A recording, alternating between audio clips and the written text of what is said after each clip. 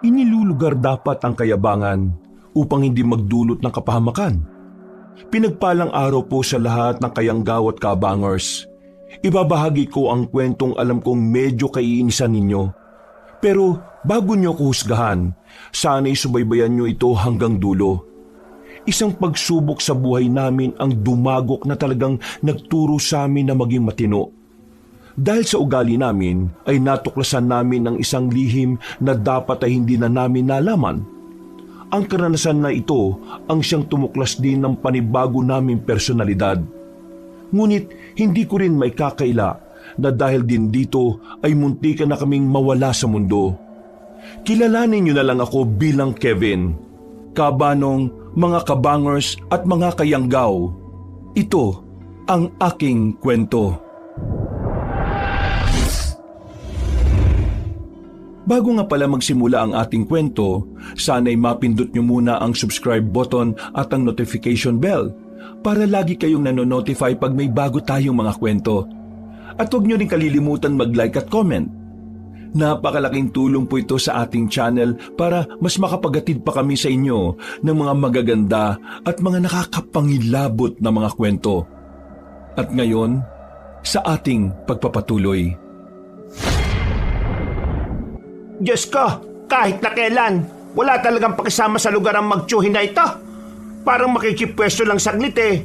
Pero bakit pinapatanggal nyo kagad? Hoy Abeng, ilang araw ka nang nakaharang dyan sa harapan namin eh. Kaya ano yung sinasabi mong saglit lang? Ang baho-baho ng tinitinda mo, hindi ka pa marunong maglinis. Kung makapagsalita ka sa akin eh, akala mo naman kung sino kang mayaman? Hindi nga ako mayaman.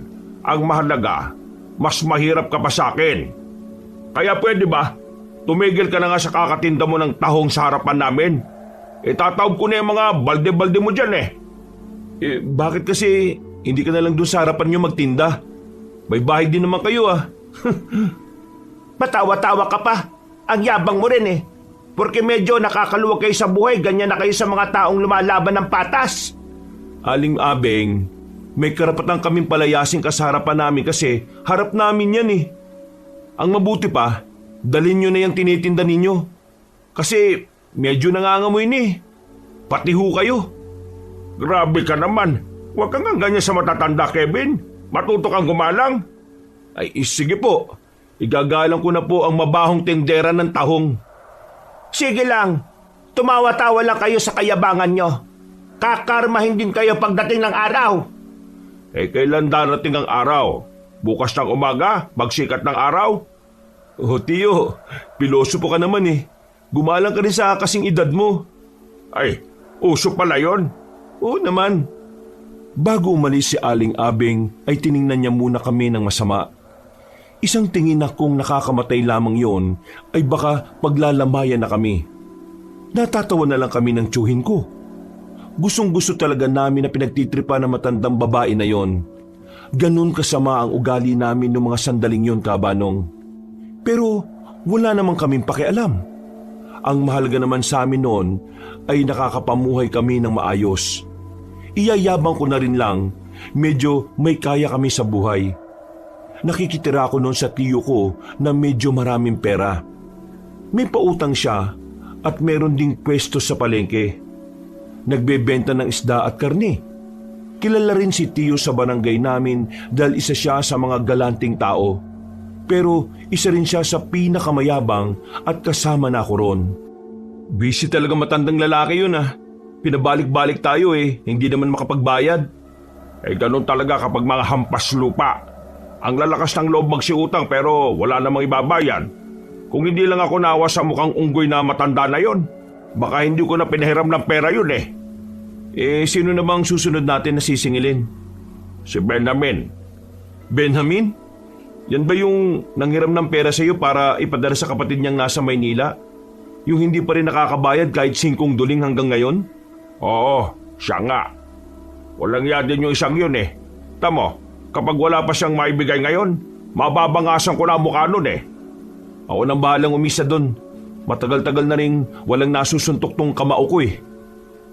Basta, hindi pwedeng hindi siya magbabayad ngayon. Kasi kapag nagkataon baka magdilim na paningin ko. O kalma lang Tiyo. Hindi ka dapat masyadong ma-stress sa mabababang uri ng nilalang. Binilisan namin lalo ni Tiyo ang paglalakad namin hanggang sa makapasok na rin kami sa isang barangay. Nagtitinginan pa ang mga tao roon. Parang alam na kagad nila kung sino ang pakay namin. Ilang beses na rin kasi kami bumabalik doon para maningil. Pero palagi kaming walang napapala. Lumabas ka dyan, Benjamin! Kung hindi, wawasakin namin tong pinto! Pare, huwag mo na kaming pagtaguan. Maniningil lang naman kami. Halos 5 minuto rin kaming nakikiusap na pagbuksan. Maya-maya lang ay bumungad na rin sa amin ang isang lalaki na may kapayatan. Nanlulubog na rin ang mga mata. Pangiti-ngiti pa siya pero dahil napipikon na si Tiyo, hinablot niya ang kwelyo nito palabas ng bahay. Tarantado ka, ah. Ngayon parang magtatago ka na. Hindi naman ako nagtatago. Kakagising ko lang kasi. Huwag niyo naman ako saktan. Hindi ka naman namin sasaktan kung makakapagbayad ka ngayon eh. Ano, saan nabayad mo? Tungkol sa utang ko sa inyo, wala pa rin akong pera ngayon eh. Yung kinita ko sa paglalako ng gulay kahapon at nung nakaraan, pinambayad ko lang din dito sa bahay. Kaya wala na rin talaga akong pera. Pasensya na talaga ha. Pasensya? Tingin mo madadala pa ako sa mga pasensya mo eh. Ilang beses ko nang narinig yan. Wala ka talagang kwentang tao eh. Ilang beses na akong naninigal sa'yo. Sana iprioridad mo naman ang utang mo sa akin kaysa sa iba mong utang. Hindayo pa ka talaga. Ha? Rico! Ano? Masakit ba? Kung yan na lang kayang ibayad mo sa akin, gagawin kitang punching bag para quits na tayong dalawa. Yan, kasi ayaw kasi magbayad ng utang eh. Ano? Ang sakit no? Hindi naman dapat kayo nananakit eh. Ang pera kikitain, pero ang buhay ng ibang tao, hindi na mapapalitan.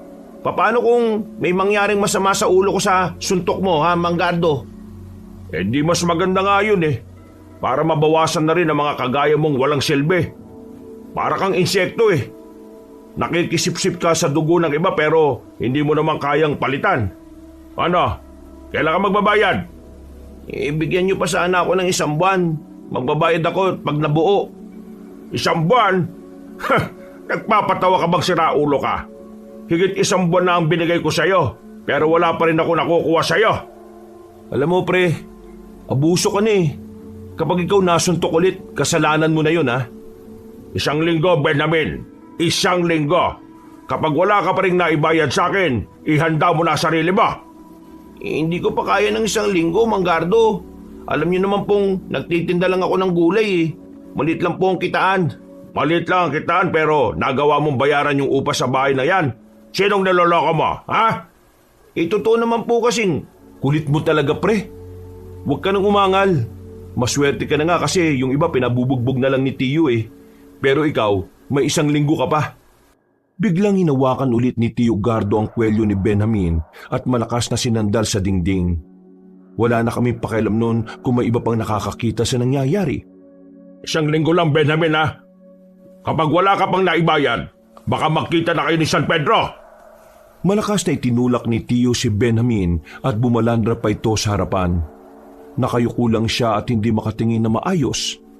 Tinawanan ko pa siya bago pa namin tuluyang lisanin ang bahay niya. Habang naglalakad kami, ay mura ng mura si Tiyo. Sa araw kasi na yon ay wala kaming nasingil. Sa kakamadali namin ang paglalakad, hindi inaasahan na makakabangga namin ng isang lalaki na maraming tato. Matangkad at medyo may kalakihan ng katawan. Tingin pa lang niya sa amin ay alam ko nang papalag siya.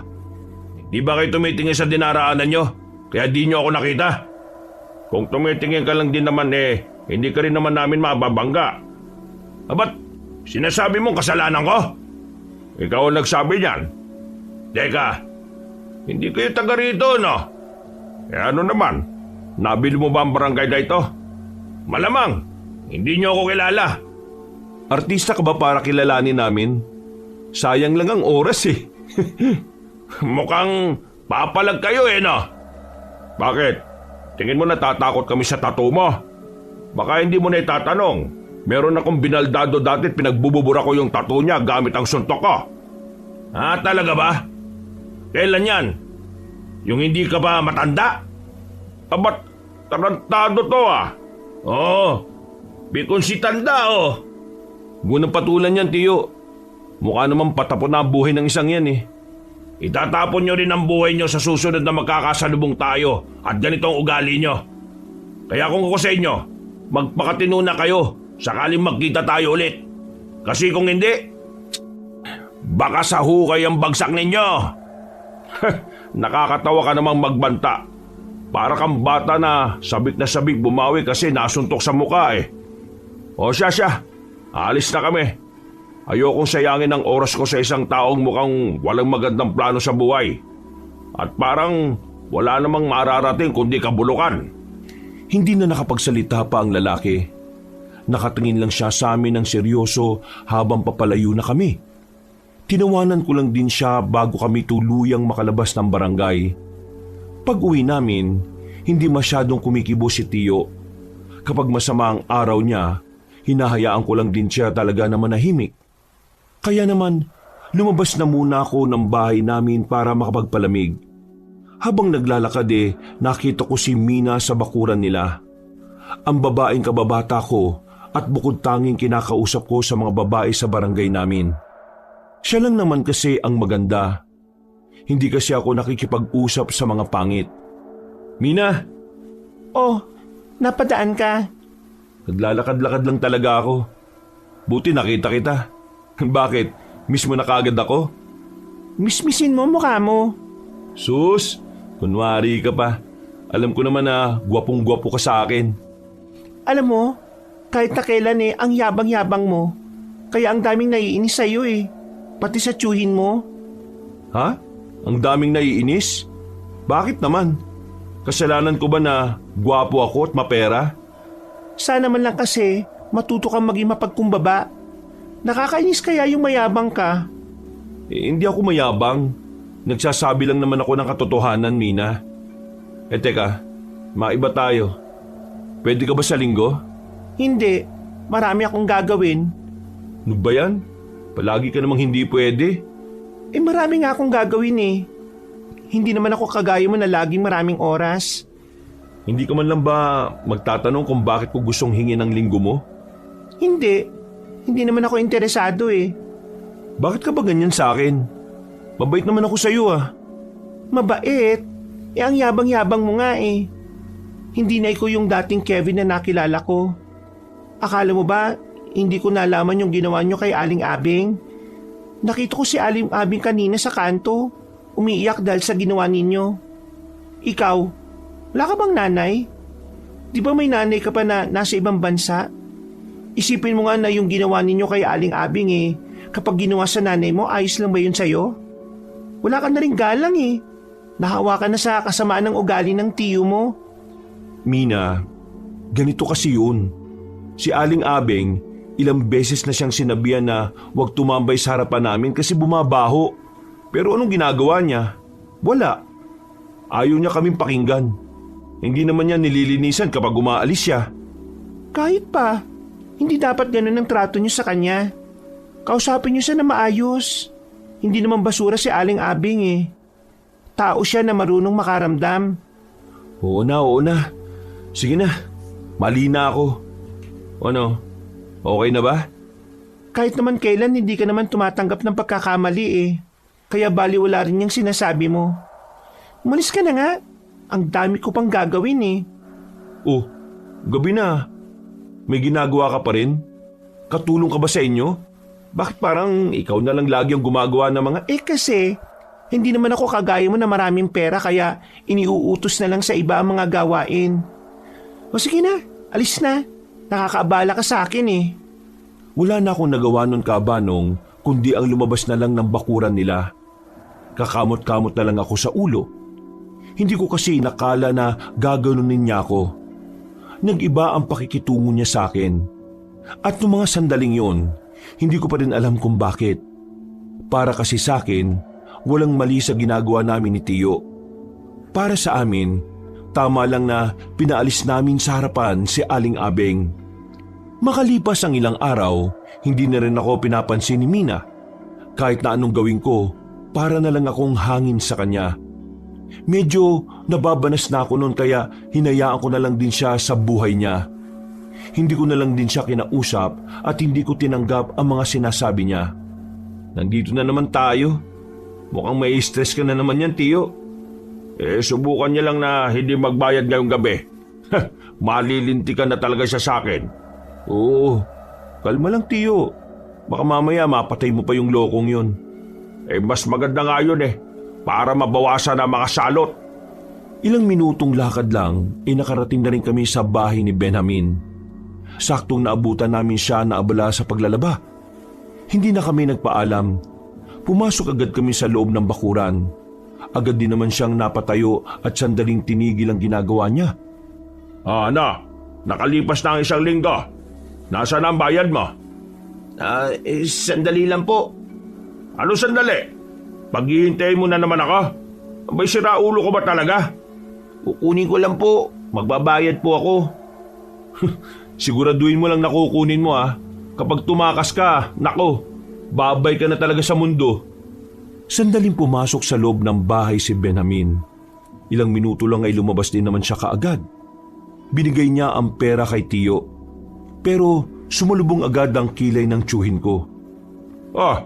Ano to? Ayan na po lahat ng kinita ko. Yan lang po talaga ang kinaya Wala na po akong pera. Yung kulang po, ihahabol ko na lang sa inyo. Wala pa ito sa kalahati ng utang mo Nagpapatawa ka ba? Nako, problema yan, pre. Sinasabi ko na sa iyo Hindi ko ito matatanggap. Ang usapan natin nung nakaraan babayaran mo na ako ng buo Yan nga lang po talaga ang kinita ko. Ano pong magagawa ko? Ba't sumasagot ka na ngayon Yeah! Agad na sinampal ni Tiyo si Benjamin sa muka. Sa lakas ng sampal ay napakapit pa siya sa haligi ng bahay nila. Hindi pa nakontento ang tiyuhin ko. Sinuntok niya pa si Benjamin ng ilang ulit. Inawat ko na lang si Tiyo nang makita kong parang nahihilo na si Benjamin. Ikaw naman kasi Benjamin Hindi ka kasi makaintindi. Sabi nang magbayad ka ng buo Kayo ang hindi makaintindi. Ano bang mahirap intindihin? Hindi ko kaya makapagbayad ng buo ngayon dahil yan nga lang ang kinita ko. Bakit sumasagot-sagot ka na May pinagyayabang ka na ba ngayon? Wala akong pinagyayabang. Kung meron ng mayabang dito, hindi ako yun. Kayo. Ba't pambihira ka naman? Naghahanap ka na talaga ng sakit ng katawan no? Lalapitan na sana ni Tiyo si Benjamin nang biglang may narinig kaming boses sa labas. Parang pamilyar yun sa amin kaya agad kaming napalingon. Nakita namin ang lalaking maraming tato. May mga kasama siyang kagaya niya. At base sa tingin nila sa amin ay parang handa na silang makipagbasag ulo. Lubayan niyo ang bagong miyembro namin. Ikaw? Makikialam ka? Wow!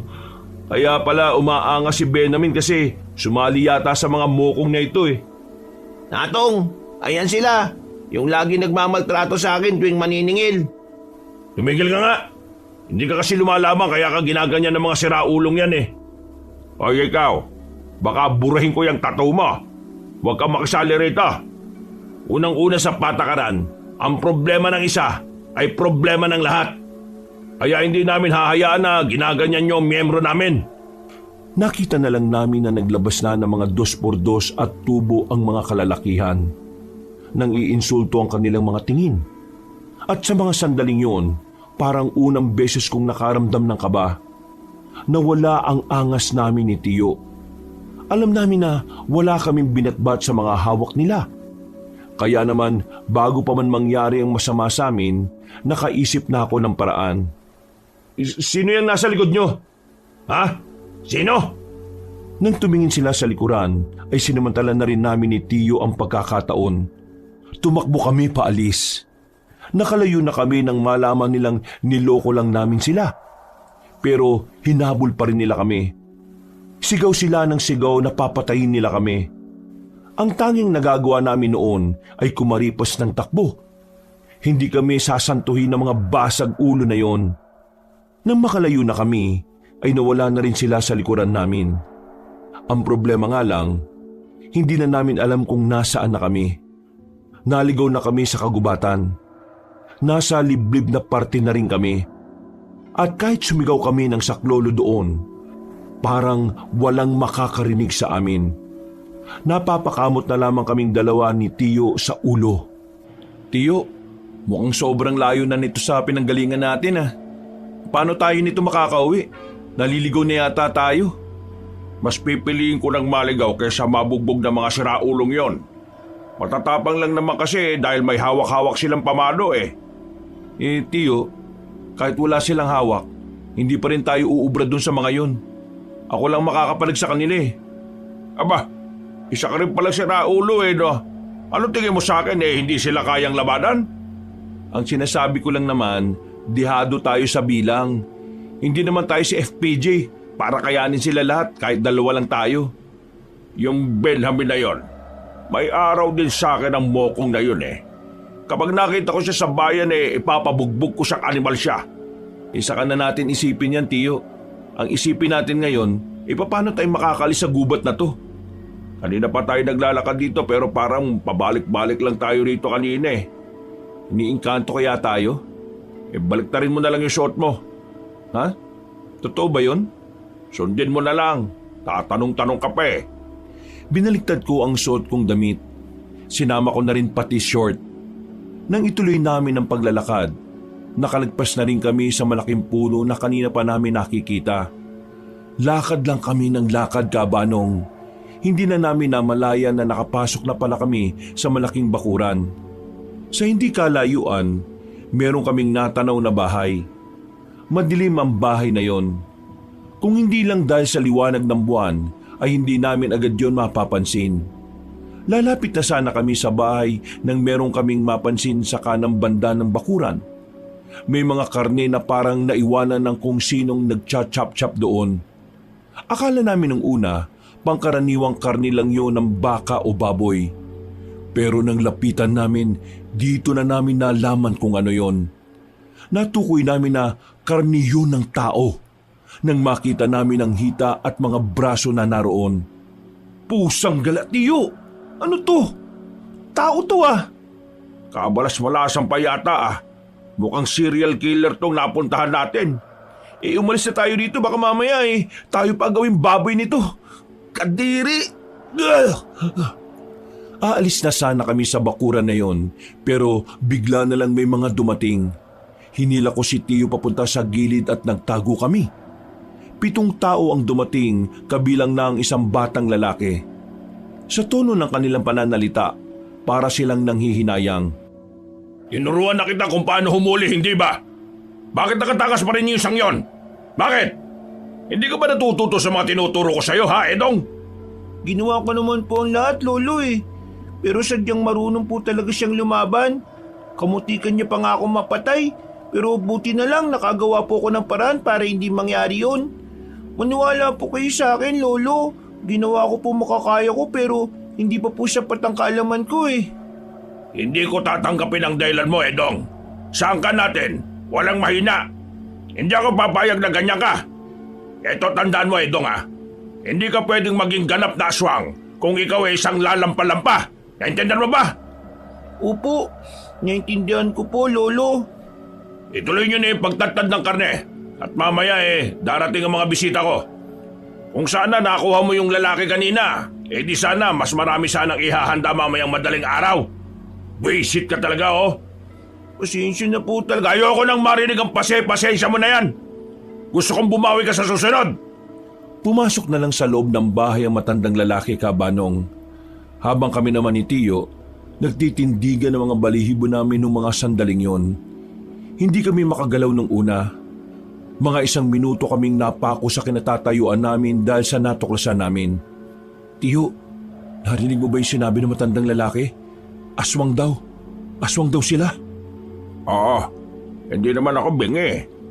Totoo pala talaga ang mga aswang, Tiyo. Diyos ko, kailangan na natin makalis dito. Totoo talaga mga yan. Kahit saan, kahit kaila.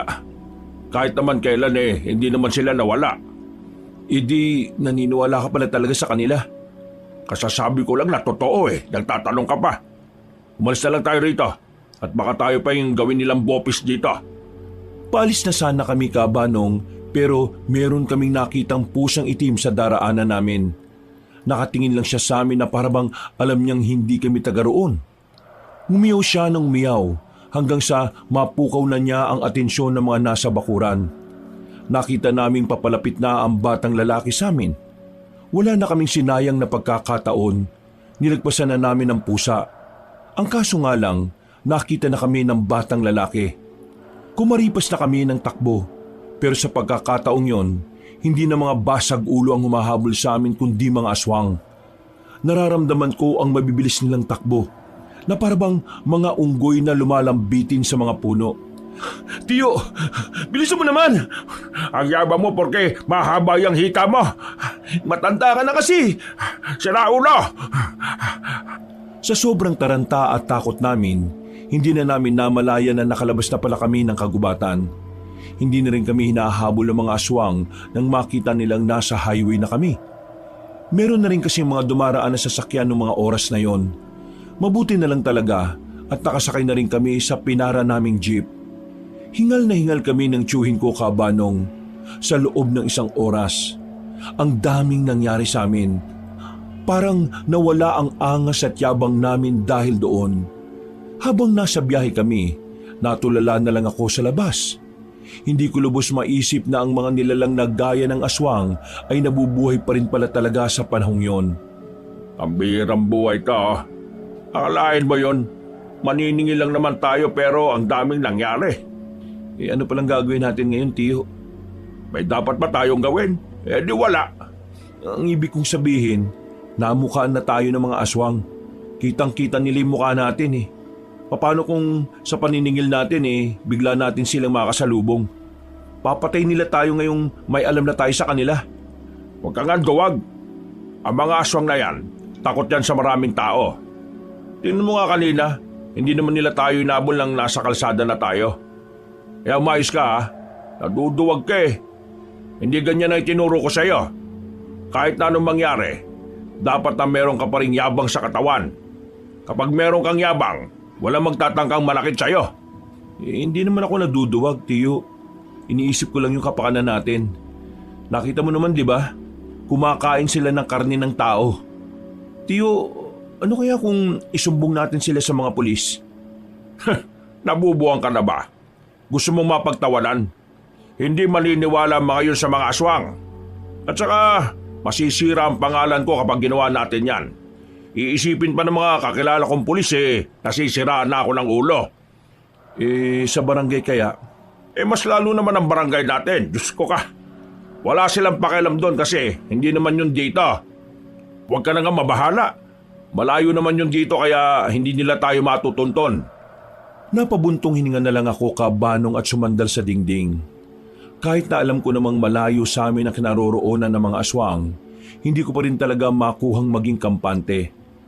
Pakiramdam ko, anumang oras ay pwede na kaming kunin o atakihin ng mga aswang. Kinabukasan ng umaga, umalis si Tiyo para kausapin ang isa sa mga kumpare niya. Naiwan akong mag-isa sa bahay. Pagsilip ko sa labas, nakatambay na naman si Aling Abeng sa harapan ng bakuran namin. Nakalatag na naman ang maliit niyang lamesa na merong tahong sa ibabaw. Ang unang pumasok sa isipan ko ay ang mga sinabi sa akin ni Mina. Kaya nung umagang yon ay parang nag-iba ang ihip ng hangin. Wala akong balak na paalisin siya. Oo na, aalis na ako. Hindi mo na ako kailangang ipahiya sa mga dumaraan. Hindi ho.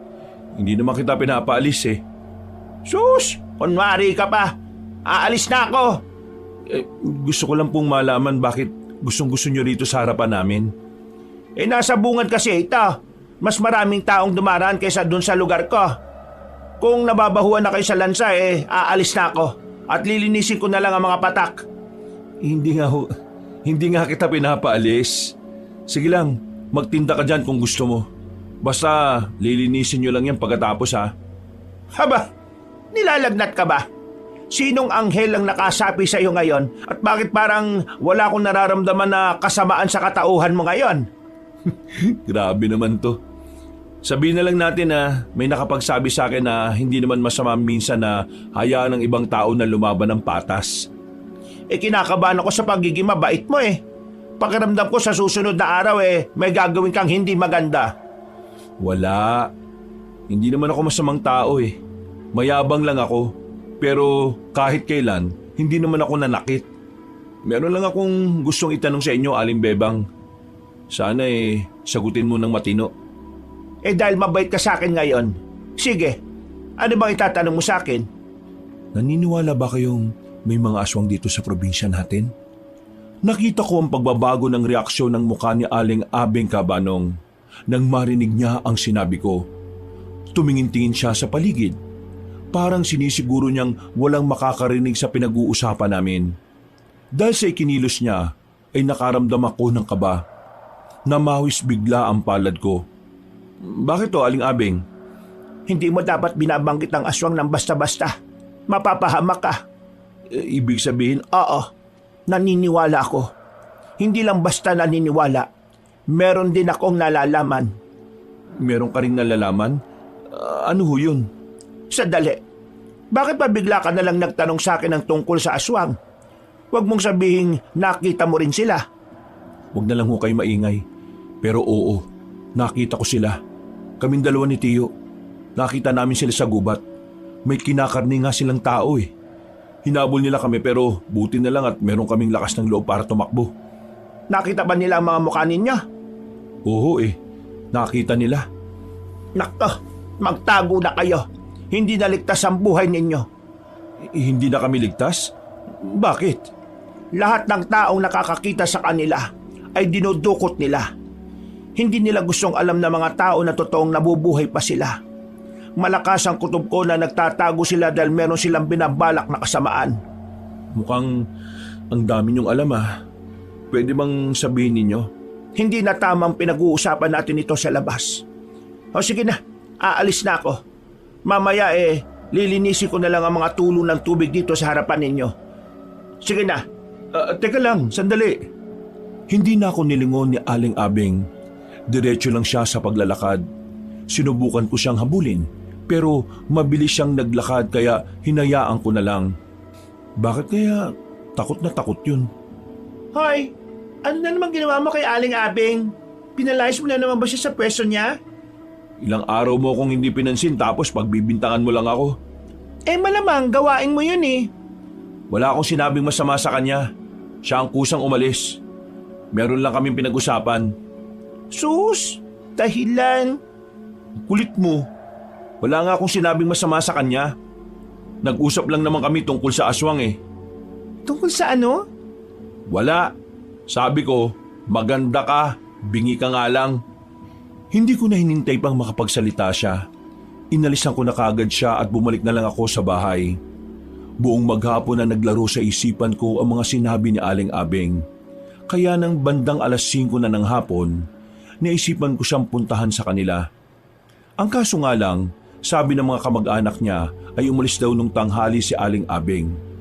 Ayon pa sa kanila, nagmamadali daw yun na parabang merong hinahabol na oras. Kumusta naman ang maghapon mo rito? Ayos naman, Tiyo. Hindi rin naman ako gaanong lumabas Wala naman bang umaali-aligid sa'yo dito? Wala naman ho. Pero teka, akala ko ba wala tayong dapat na ikabahala? Nakausap ko kasi kanina yung kakilala ko. Hindi raw dapat nating malitin ang mga aswang. Kaya naman... Ano yan, Tiyo? Ngayon ka lang ba nakakita ng baril? Ang ibig ko sabihin, baka naman mahuli tayo ng pulis dahil dyan. May lisensya ba yan? Pulis ang nagbenta nito sa akin, kaya wala tayong problema. Lisensya. Pauso lang ng mga buang yan. Kapag may pera ka, pwede kang gumamit ng baril kahit na anong oras. Tingnan lang natin yung mga aswang na yan kapag lumapit yan sa atin. Kahit na alam kong iligal ang pagkakaroon ni Tio Gardo ng sariling baril, may parte ng utak ko na nakakampante dahil meron kaming proteksyon. Lumipas sa mga araw, himalang hindi na nagtitinda si Aling Abeng ng tahong. Medyo napapaisip na rin ako kung anong nangyari sa kanya. Kung ano-ano na lang ang tumatakbo sa utak ko. Kagaya na lang ng baka biniktima na siya ng aswang dahil meron siyang nalalaman. Hoy! Ay putik! Ano ka ba? Magugulitin ka na pala ngayon. Ginulat mo ako, malamang magugulat ako. Teka, ano mong ginagawa mo rito sa bayan? Hindi ba halata? Namili ng mga ipanghahanda sa paparating na piyesta sa atin. Ako naman meron lang akong sinisingil. Yung sinabi mo nang nakaraan, yung tungkol sa aswang. Oh, narinig mo naman pala Naniniwala ako na totoo sila. Uy, hinaan mo boses mo. Teka, ibig sabihin nakita mo rin sila? Nakakita na ako ng aswang pero sa ibang probinsya. Bata pa ako noon. Yung aswang dito sa probinsya natin, nakita mo na? Ha? Meron ba? Meron, pero huwag ka nalang maingay na sinabi ko sa'yo. Sinimulan kong ikwento sa kanya ang tungkol sa mga naranasan namin ng tiyuhin ko. Buti na lang ay nasa lugar kami na walang gaanong tao. Pinakinggan naman niya ang mga sinabi ko, pero hindi siya kumbinsido na sa akin ang galing ang kwentong yon. Bakit parang ayaw mong maniwala sa akin? Mukha ba akong gumagawa ng kwento?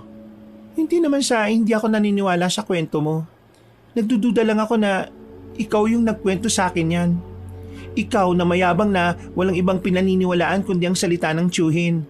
Ikaw na si Raulo, tapos maniniwala sa aswang? Totoo nga sinasabi ko, Mina. Ganon din ang kinuwento ko kay Aling Abing. Nako, iba na sigurong paraan mo para mantrip ng tao, no? Hindi na pagiging matapobre yan, ha? Pagiging mapanlin lang na. Mas malala. Ay nako, bahala ka na sa buhay mo kung ayaw mong maniwala. Basta ako, nagsasabi lang naman ako ng totoo. Nauna nang naglakad si Mina at sinundan ko naman siya. Paparating na kami sa sakayan ng jeep nang biglang may mapansin akong sumusunod sa akin. Pasimple akong tumingin. Nakita kong dalawang lalaking nakaitim. Mabilis ang lakad nila kaya binilisan ko na rin ang lakad ko.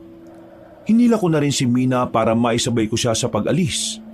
Pagdating namin sa terminal, walang bakanting sasakyan. Nakipagsiksikan kami sa mga tao. Napansin ko na nakatingin din ang dalawang lalaki sa amin. Bakit mo ba ako kinakaladkad? Marunong naman ako maglakad, ah. Nakikita mo ba yung dalawang lalaking yon? Sinusundan nila ako. Tingin ko mga aswang sila eh. Nakilala nila ang mukha ko kaya hinahanap na nila ako. Ang mabuti pa, mauna ka na umalis. Sumakay ka na kagad kapag may bakante na, ah. Sasakay talaga ako. Anong gusto mo? Lalakarin ko hanggang barangay natin? Kainis ka talaga.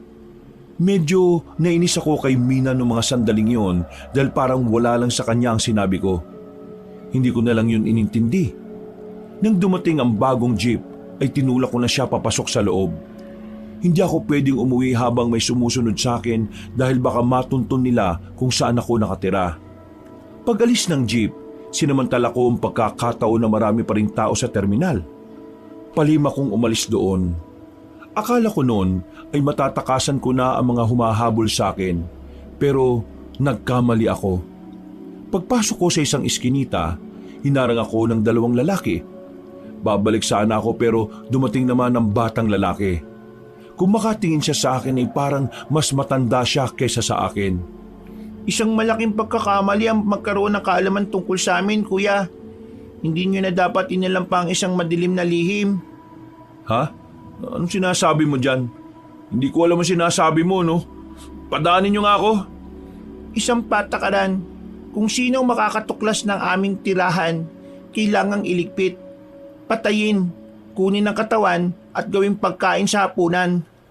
Ikaw kabata-bata mo pa ganyan ka na magsalita. Wala ka bang mga magulang? Mukha lang akong bata sa paningin mo, kuya. Pero mas matanda pa ang pag-iisip ko kaysa sa matandang kasama mo nung gabing yon.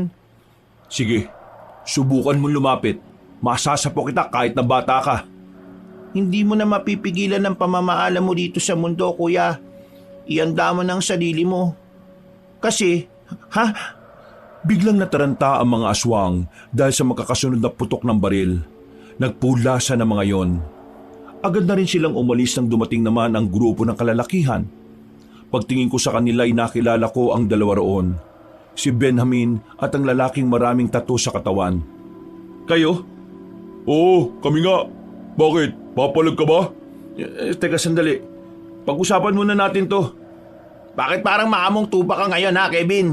Nung nakaraan sinasaktan nyo kami ng tiyuhin mo, ha? Bakit naman ako papalag sa inyo? Marami kayo. Isa pa, huwag ka nang dumaldal. Kunin niyo yan.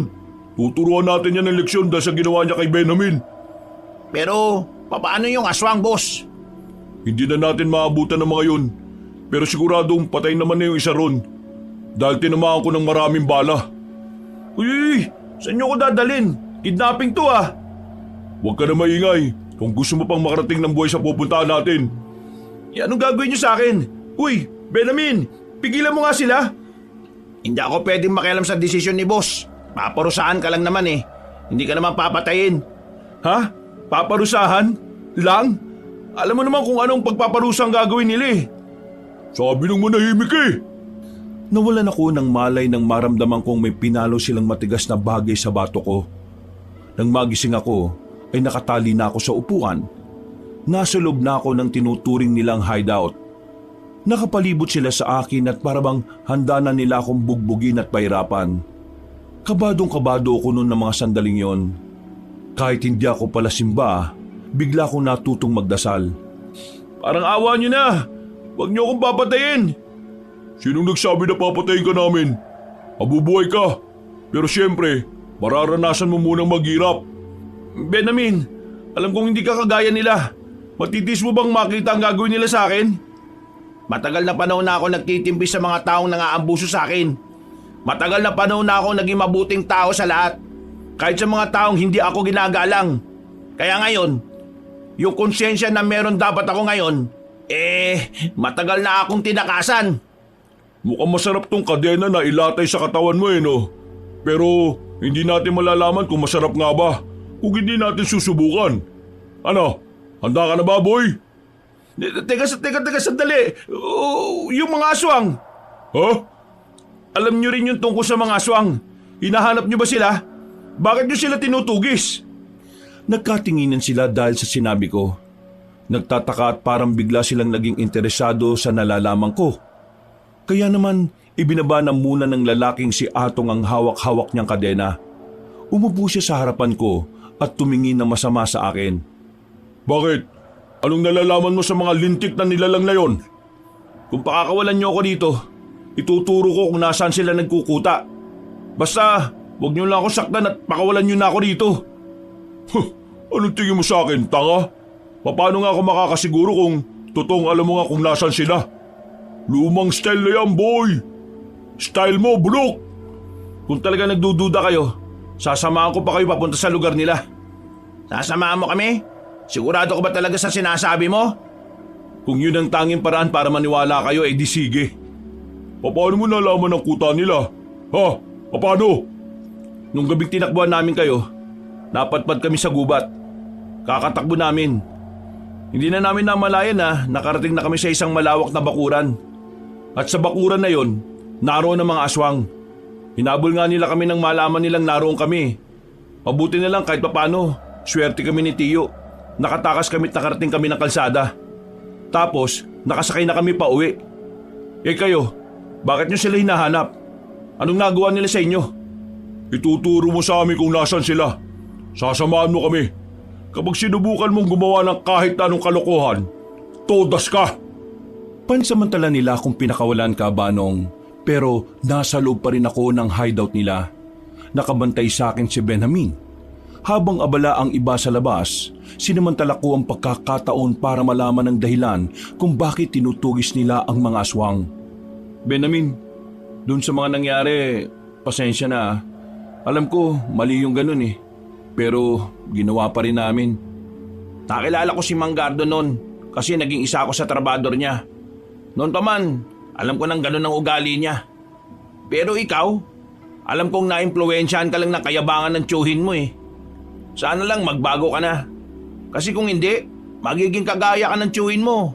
Masama ang ugali, walang konsiderasyon, nananakit, at higit sa lahat, mata pobre. Pasensya na ulit. Susubukan ko magbago. Huwag mo subukan. Gawin mo. Oo naman. Siya nga pala. Ano bang meron? Bakit hinahanap niyo yung mga aswang? Yung kapatid ni boss sa labas, pinatay na mga aswang nitong nakaraan. Magkakasama kami nun sa gubat kaya alam naming totoo talaga ang mga kagaya nila. Kaya itong si boss, nakatuon ng atensyon niya kung papaano siya makakaganti sa mga nilalang na yon. Nakakagulat nga yung mga pangyayari. Naghahanap lang kami ng mga igagatong para sa pagpapakulo ng baboy. Pero dinali yung kapatid niya. Ang bata pa nun 17 lang. Kaya pala ganun na lang yung kagustuhan niyang mahanap yung hideout ng mga aswang.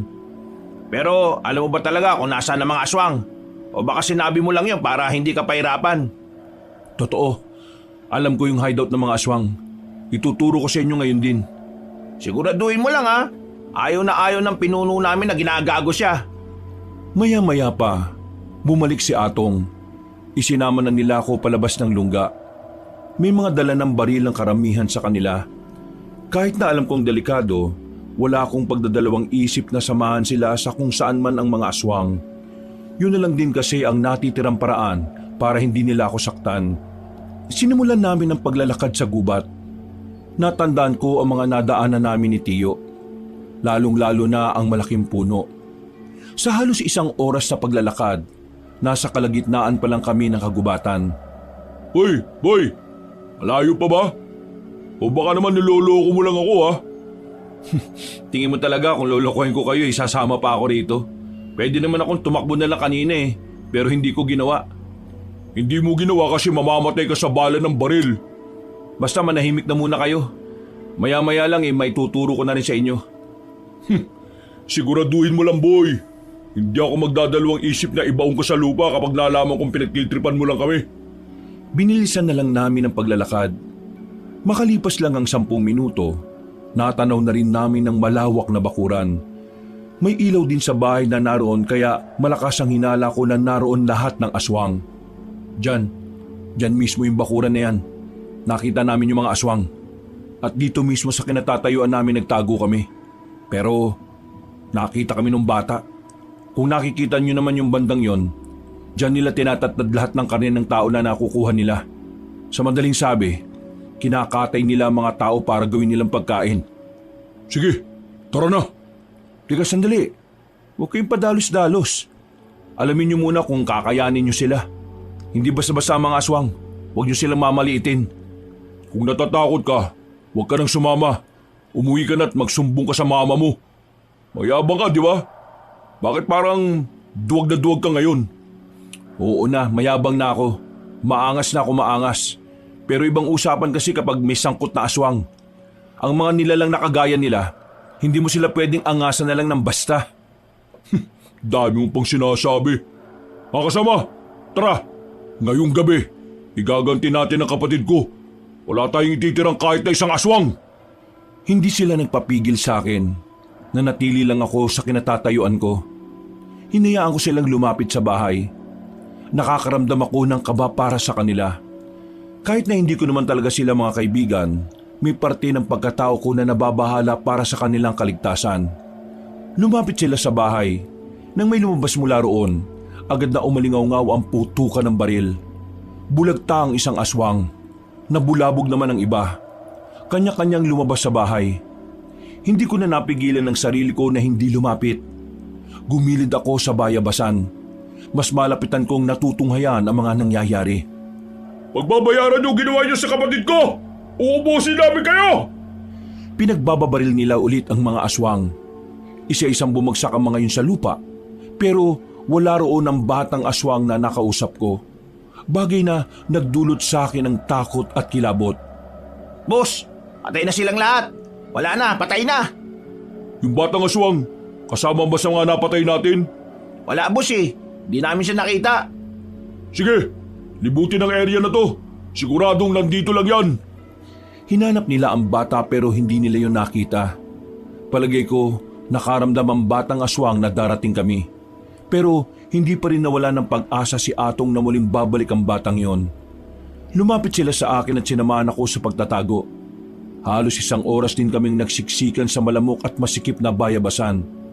Boss, mukhang hindi na babalik yung hinihintay natin. Kanina pa tayo dito Palagay ko kailangan na nating umalis. Baka nakapagsumbong na yun sa lolo niya. Ibig mo sabihin, hindi lang sila ang aswang? Oo, narinig ko nitong nakaraan na meron silang mga bisita. Sa palagay ko mga aswang din. Marami sila. Hindi lang natin nakikita yung iba. Kaya kung ako lang ang masusunod, aalis na tayo rito. Hindi. Di ako papayag. Kitang-kita ko na yung batang yun ang humila sa kapatid ko bago siya pinatay eh.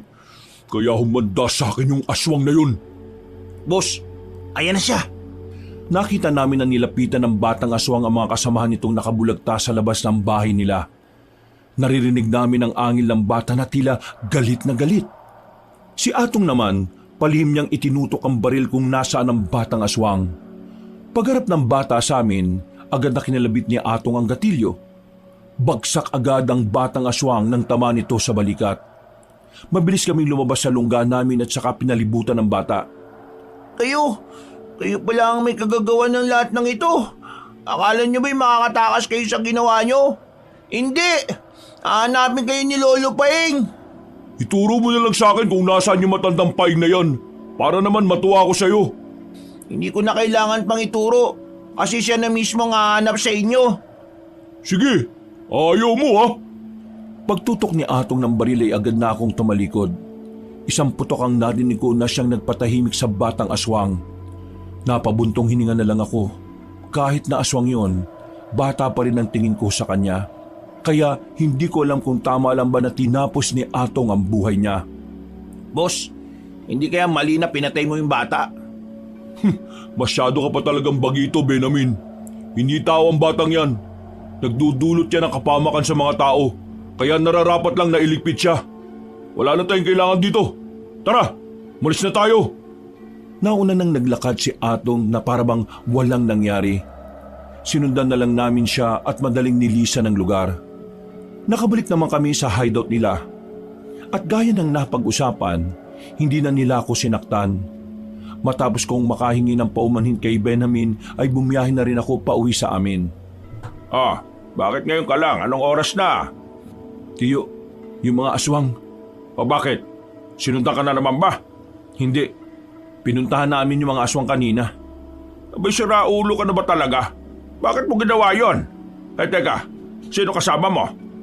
Si Benjamin, pati yung mga basag ulo na tinakasan natin. Wala akong choice eh. Dinala nila ako sa hideout nila. Ito-torture na nila ako, kaya sabi ko, ituturo ko sa kanila kung nasaan yung mga aswang. Ay, Diyos ko naman. Katangahan na naman ang pinairal mo eh. Pero, bakit ba nila hinahanap yung aswang? Anong trip ng mga mokong na yon? Pinatay ng aswang yung isang kapatid ni Atong. Si Atong yung pinuno ng gang nila.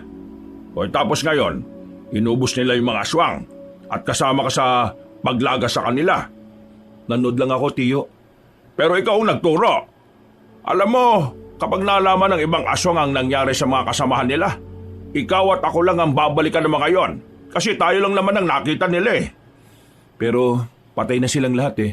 Wala na tayong dapat na ikabahala. Paano ka nakakasiguro na ang lahat ng aswang na pinatay nyo yun din yung mga aswang na nakakita ng mukha natin? Paano kung may isang nakalusot at nakapagsumbong sa iba nila kasamahan? Di tayo malalagay sa panganib. Hindi ka talaga nag-iisip eh. Itinuro ko lang naman yung para nga iligtas ang sarili ko eh. Tinis mo na lang sana, Kevin. Kesa naman mga aswang ang pumatay sa atin. Nung gabing yun ay medyo sumama ang loob ko sa tiyuhin ko, Kabanong. Hindi ko kasi inakala na gano'n na magiging reaksyon niya. Pakiramdam ko kasi, wala talaga siyang pakialam sa akin. Parang may pakialam lang siya sa akin kapag sinasabayan ko siya sa kayabangan niya. Hindi na lang ako nakipagtalo pa. Sinubukan ko na lang na matulog. Kinabukasan, nakita ko si Aling Abing. Wala siyang daladalang tahong na paninda niya. Agad ko naman siyang nilapitan. Kinausap ko siya ulit tungkol sa mga aswang. At dahil dito, inimbitahan niya na lang ako sa bahay niya para doon pag-usapan ng mga bagay-bagay. Nakaka-relax naman dito sa bakuran niyo. Ang daming magagandang halaman tapos may mga ibon pa. Sa totoo lang, hindi ko inakala na makakaroon ng magandang pagbabago sa katauhan mo, Kevin. Akala ko talaga habang buhay ka ng mayabang. Pasensya na po ulit ha. Kevin, malaking gulo ang ginawa ninyo. Wala akong magawa nun, Aling Abing. Hindi ko na sila kinaya pang pigilan eh. Hindi sila titigil hanggat hindi sila nakakaganti. Brutal ang mga aswang kapag sila ang gumante. Lahat, damay. Sa totoo lang, yun din ang kinatatakot ko. Pero si Tiyo, nagagawa niya pa rin kumalma eh. Habang ako, nahihirapan na ako makatulog sa gabi dahil lang sa mga nangyari. umalis ka na rito sa probinsyang ito. Iwan mo na ang tiyuhin mo kung talagang gusto mong makaligtas. Napaisip ako sa sinabi ni Aling Abing, Kabanong. Kahit na ubod talaga ng yabang at kaangasan ng tiyuhin ko, hindi ko pa rin maisip na iwan siya sa kaligitnaan ng problema. Parang tumatayo na rin siyang pangalawang ama ko mula nang magtrabaho sa ibang bansa ang tatay ko. Ang pagmamahal na meron ako para sa tiyuhin ko ay gaya ng pagmamahal ko sa mga magulang ko. Kaya hindi ako nakapagsalita sa sinabing yon ni Aling Abing. Aling Abing, pwede ko bang malaman kung bakit ang dami mong alam sa mga aswang? Linya ng aming angka ng pagtugi sa mga aswang noong araw. Naging tradisyon sa aming angka na kailangan may mapatay na aswang o maubos na aswang kada taon. At ang pagiging manunugis ay pinamana sa mga bagong henerasyon. Pero tumanggi ako ron. Kahit inaral ko noon ang tungkol sa mga aswang, mas pinili ko pa rin umalis sa angkan ko at mamuhay na lang ng payapa. Pero ngayon, mukhang unti-unti na rin akong hinahatak pabalik kung saan talaga ako nagmula. Alam niyo po ba kung paano sila pipigilan? May mga aswang na namamatay sa bala ng baril at meron din namang hindi. Kapag ang mga aswang na malalakas ang nakaharap natin, wala nang kwenta ang baril kahit na anong kalibre. Ang natatanging paraan para matalo sila, aralin ang tamang pakikipaglaban, ang pakikipagpatayan sa mga aswang ng harapan. Kevin, mag-iingat ka. Huwag kang makakampante sa paligid mo. Lalong-lalo na kung gabi. Ang pagkalagas ng maraming bilang ng aswang ay malaking alarma para sa kanilang lahi. Kaya asahan mong malala rin ang magiging kapalit nito. Kung lahi ng manunugis ang angkan nyo, baka may alam kang marunong magturo kung paano labanan ng mga aswang. Gusto kong matuto para protektahan ang sarili ko eh. Kaya kitang turuan, pero hindi sapat na ikaw lang, Kevin. Kailangan natin ng bilang para protektahan ang mga sarili natin, para pigilan ang masasamang balak nila sa sangkatauhan. Napatango na lang ako sa sinabi niyang iyong, Kabanong. Hanggang sa makauwi na ako sa amin ay iniisip ko pa rin ang napag-usapan namin. Dakong 10:00 ng tanghali, isang ideya ang pumasok sa utak ko. Hindi ko rin alam kung bakit gano'n na lang ang interes ko na kalabanin ng mga aswang. Na kung tutuusin, pwede namang hindi na lang ako makialam at manahimik na lang. Inyo na husokli, Manong. Salamat ah. Kumaway pa sa akin ang matandang driver nang paandarin na rin niya ang tricycle. Nasa harapan ako noon ng bahay ni Benjamin. Wala siya sa bakuran niya kaya dumiretso na ako sa loob. Sisilip sana ako sa loob ng bahay pero saktong lumabas siya, dala ang isang planggana. Oh, bakit nandito ka? Kung nandito ka kasi nakokonsensya ka sa mga ginawa mo sa akin nung nakaraan hindi na kailangan. Napatawad na kita. Basta wag niyo na lang akong guguluhin ha. Magbabayad naman ako kapag may pera ako eh. Hindi yun ang pinunta ko rito. Wala na akong pakialam sa utang mo sa tiyuhin ko. Narito ako para pag-usapan yung tungkol sa mga aswang. Hoy, bakit? Ano na naman ba yan? Nasa panganib ang mga buhay natin. Gaganti sila. Kaya dapat natin paghandaan yon. Nakahanda naman kami. Sa katunayan, bibigyan nga rin ako ni Bossing ng sarili kong baril. Hindi uubra ang baril. Base sa kakilala ko na may alam sa mga aswang, may mga aswang daw na hindi tinatabla ng bala. Parang kalokohan naman yata yan. Ano sila? Si Superman? Naniniwala ako sa sinasabi na kakilala ko kasi may lahing manunugis yon. Yung angkan nila, dating pumapatay ng mga aswang. Kaya alam kong may alam talaga siya. Ano ba talaga gusto mong sabihin? Pwede tayong magpaturo sa matandang yon kung paano lalabanan ng mga aswang gamit ang sandata na makakapatay sa kanila. Sigurado ka ba dyan? Oo, sigurado ko. Mukha ba ako nagtitrip? Laki ng pinagbago mo ah. Dati napakayabang mo. Ngayon, aswang na ang pinagkakaabalahan mo. Hindi ako nakikipagbiruan, Benjamin. Hindi ka ba nababahala na isa kasama matay kapag binalikan nila tayo? May kapatid ka sa Maynila na nag-aaral, di ba? Kapag namatay ka, sino na lang magtataguyod sa kanya? Isipin mo nang mabuti. Kaya nga itong ginagawa ko eh. Sinusubukan kong isama ka sa plano na naiisip ko. Kailangan meron tayong alam, Benjamin. Kung wala wala rin tayong magagawa para ipagtanggol ang sarili natin. Sandaling napaisip si Benjamin. Tumingin siya sa malayo na parabang malalim ang iniisip. Maya-maya lang, pumayag na rin siya sa gusto kong mangyari. Pinaliwanag ko sa kanyang lahat ang gagawin namin. Naintindihan naman niya at sumang-ayon siya roon. Kaya naman, wala na kaming sinayang na sandali. Pinuntahan agad namin si Atong sa hideout nila.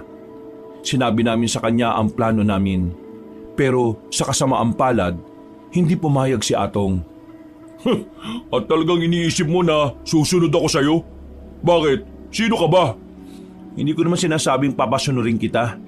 Ang gusto ko, ikaw ang maging leader ng magiging grupo natin laban sa mga aswang. Ang pinupunto ko lang, kailangan natin ng dagdag kaalaman para matalo ang mga aswang na yon. Marami sila. Yung mga napatay nyo, wala pa yun sa kalahati ng kalahati. Kung matuturuan tayo, magkakaroon pa tayo ng ibang paraan para talunin sila bukod sa paggamit ng baril. Bossing, alam kong nababanas ka sa mukha ni Kevin. Pero may punto siya. Magandang paghahanda ang sinasabi niya. Kasi sa ginawa nating paglagas dun sa mga aswang, malamang sa malamang, pinaghahanap na nila tayo. Wala tayong ideya kung anong klaseng aswang sila, kung gaano sila kabangis at kung ano yung mga kaya nilang gawin. Nagawa nating talunin ng mga aswang na inabutan natin sa bahay na yon. Ibig sabihin, magagawa rin nating talunin ng iba. Kaya wala tayong dapat ikabahala. Hindi pare-pareho mga aswang. Yung mga natalo nyo, mabababang uri lang sila. Wala pa rin yung mga aswang na talagang masasabi nating delikado at mapanganib. Ayoko pa rin. Kaya umuwi ka na. Wala kang mapapala rito. Ibang grupo na lang ang utuin mo. Hindi naman to para sa akin lang eh. Para to sa ating lahat. At kailan ka ba nagkaroon ng concern sa ibang tao? Sabi ni Benjamin sa akin, ubod ka ng yabang eh. At bakit ka pala concern? Kadugo ka ba namin? Isa ka ba sa amin? Hindi ka naman namin kaano-ano ah. Kaya umalis ka na bago pa kita itupi sa 8. Pinalabas na nila ako sa hideout nila. Bagsak ang balikat ko kabanong dahil wala man lang nangyari sa lahat ng ginawa ko. Hinatid na lang ako ni Benjamin sa labas. Kahit siya ay dismayado rin sa naging resulta ng pakikipag-usap namin kay Atong. Wala tayong magagawa. Yun ang naging desisyon niya eh. Basta, sabihan mo ako kaagad kapag nagbago ang isip niya. Itong cellphone number ko. Tawagan mo ako kaagad Uwi na lang muna ako. O sige, mag-ingat ka. Nakakaisang hakbang pa lang ako nang makarinig kami ng sunod-sunod na putok na nanggagaling sa loob ng hideout. Nataranta kami at naalarma. Papasok sana kami ni Benjamin pero nakita namin sa bubungan ng mga aswang na naroon. Mabilis kong hinila si Benjamin sa gilid para makapagtago. Nagsisimula na sila. Sila bossing, kailangan ko silang tulungan. Dito ka muna. Nakikita mo naman, di ba? Masyado silang marami. Pero makinig ka sa akin. Kahit gustong-gusto niyang pumasok sa loob, ay hindi ko talaga siya pinayagan. Tumagal ng halos 5 minuto ang nangyayaring gulo. Maya-maya pa, umalis na rin ang mga aswang. Sugatan ng ilan sa miyembro ng kanilang samahan. Pero si Atong naman ay nanatiling walang galos. Sa nangyaring yun, walang nagawa si Atong kundi ang pumayag na lang sa alok ko sa kanila. Nilisan namin ang hideout nila at nagtungo kami sa bahay ni Aling Abeng. Tulala si Atong noon. Hindi siya makapaniwala na kahit hindi ba kumakagat ang dilim ay inatake sila ng mga aswang. At wala ring nangyari sa mga dekalibre nilang baril. Samantala, kinabigla ni Aling Abeng ang pagdating namin sa bakuran niya. Nagtataka rin ang ibang tao na nakakakita dahil ang dami namin. Aling Abeng, eto na po sila. Hindi mo naman ako sinabihan na ngayon kayo darating. Biglaan din eh. Inatake kasi sila ng mga aswang kanina. Sila yung mga pumatay sa mga aswang na nakita namin sa gubat. Totoo bang matutulungan mo kaming kalabanin ng mga nilalang na yun? Kung hahayaan niyo akong tulungan kayo, gagawin ko ang makakaya ko para magkaroon kayo ng kaalaman. Nagkatingin ng kaming tatlo ng mga sandaling yon, Kabanong. Sa puntong yon ay parabang sa mga tinginan namin ay nagkakasundo na kami. Ang araw na yon ang unang araw na sinimulan kagad namin ang pagkatuto mula kay Aling Abeng. May mga pinabasa siya sa aming libro. Mga bagay tungkol sa mga aswang. Sa mga sumunod naman na araw, Tinuruan na niya kami kung papaano hinaharap ang aswang gamit lang ang itak. Makalipas lang ang 2 linggo, kahit papaano ay alam na namin kung papaano kakalabanin ang mga nilalang na yon. Sinasabi niyo na hindi nga tinatablan ng balang ibang aswang eh. Tapos ngayon, itak ang gagamitin namin para kalabanin sila. Pasensya na ah, nalalabuan kasi ako eh. Siguro nga isang pangkaraniwang sandata lang ang itak. Pero para maging espesyal ito, may kailangan pa akong gawin. Bukas, ikuha niyo ako ng 1 kilong bawang at asin. Pakuluan natin sila at ibababad natin doon ng mga sandata natin. Sa tulong ng isang ritual na inaral ko noon, mas lalong magiging mabisa ang talim ng itak na gagamitin natin laban sa kanila. Anong gagawin natin ngayon tapos na yung pagsasanay natin? Pupuntahan na ba natin sila o hahanapin sa gubat? Isang malaking sugalang ganyang taktika. Pwede tayong mabitag kung tayo mismo ang hahanap sa kanila. Ang gubat ay para nilang palaruan. Ang lugar na kung saan kabisado na nila. Kaya hanggat maaari, iiwas tayo sa gubat, lalo na kapag kakalabanin natin sila. Hihintayin natin silang lumabas at magpakita sa atin dito. Hindi ba parang mas delikado kasi baka naman madamay ang ibang tao? Sa ngayon, ang prioridad nilang paslangin at kainin ay kayo. Dahil kayo ang pumatay sa mga kasamahan nila. Kaya mas isipin niyo ang sarili niyo bago ang iba. Matapos ang sandaling pag-uusap namin, ay sandali akong umalis doon para bumalik sa bahay. Noong mga sandaling yun kasi, ay araw ng kamatayan ng asawa ni Tio Gardo. Pagpasok ko pa lang sa bakuran namin, inabutan ko na siyang may niluluto. Salubong ang kilay niya. Magsabi ka nga sa akin ng totoo. Kinakalaban mo ba ang mga aswang? Ho? Kinakalaban? Huwag ka nang magtanga-tangahan, Kevin. Magsabi ka ng totoo. Alam niyo na pala ang ginagawa namin eh. Ano ba pumasok niya sa kukote mo, ha? Di bang sabi ko dedepensahan natin ang sarili natin sa aswang.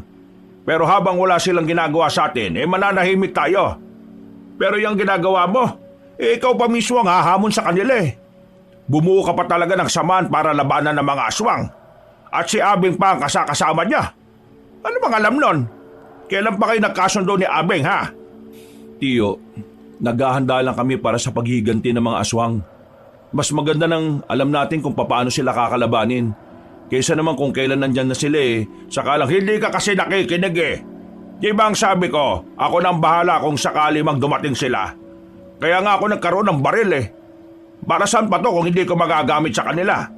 Kaya ikaw, Tio, hindi naman kasi lahat ng aswang tinatablan ng bala eh. Ha? Sino may sabi? Si Abeng.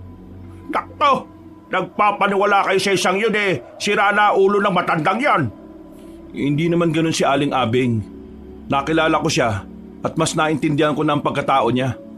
Kaya nga humingi ako ng paumanhin sa mga nagawa ko sa kanya noon eh. Kaya pala magkasundo na kayo.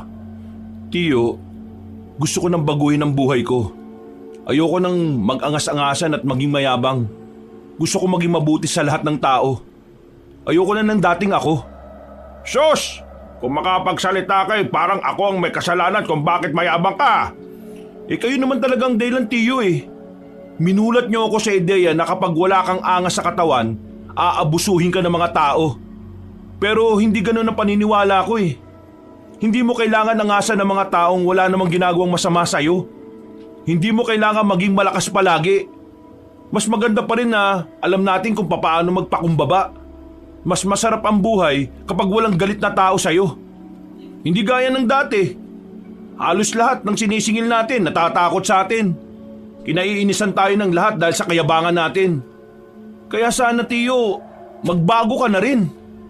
Wala akong babaguhin sa sarili ko dahil wala akong nakikitang mali. Kung ikaw gusto mo magbago, abay bahala ka sa buhay mo. Ipakita mo kung gaano ka kahina. Wala akong pakialam. Yan ang gusto mo, di ba? Di bahala ka. Umalis ka na dito sa bahay ko kung hindi man lang din kita mapapakinabangan. Tio naman, Bitbitin mo na ang gamit mo mamaya. Ayoko na makita ang gaya mong walang utang na loob. Pinagmumukha mo akong masama dahil lang sinisimulan mo ng baguhin ang buhay mo. Napaka-makasarili mong tao. Ikaw ang makasarili, Tio. Wala kang ibang iniisip kundi ang pera mo eh. Wala kang pakialam sa sitwasyon ng ibang tao. Kahit kailan, hindi naging mahalaga sa iyo ang pinagdaraanan ng iba. Dahil para sa iyo, tanging sarili mo lang ang dapat mong intindihin. Kaya tingnan mo, maaga kang iniwan ni Tia kasi makasarili ka. Nung nabubuhay pa siya, hindi mo man lang siya maasikaso eh. Kasi abalang-abala ka sa pera mo na wala rin namang nagawa para iligtas si Tia sa sakit. Abat kago! Sinuntok ako ni Tio sa mukha, Kabanong. Kahit na may edad na ay malakas pa rin ang pagkakasuntok niya sa akin. Napatras ako at napasandal ng malakas sa dingding. Hindi pa siya nakontento. Kinwelyohan niya pa ako. Galit na galit siyang pinagmumura at pinagsisisigawan ako. Pero kalaunan, binitiwan na rin naman niya ako. Matalim ang tingin niya sa akin na parabang gusto na niya akong tudasin. Umalis ka na sa paligid ko! Baka kung ano pang magawa ko sa iyong hampas lupa ka! Kinuha ko ang ilan sa mga gamit ko. Umalis ako ng bahay niya nang hindi ko man lang siya nililingon. Sa isip-isip ko, tama na rin siguro na iwan ko siya para hindi na rin siya madamay sa mga desisyon ko sa buhay. Wala akong ibang mapupuntahan. Hindi rin naman pwede kay Aling Abeng dahil hindi rin naman niya bahay ang tinitirhan niya. Pagmamay-ari yun ng pinsan niya kaya malabong mapatuloy niya ako roon. Si Benjamin ang una kong naisip. Kinapalan ko na lang ang muka.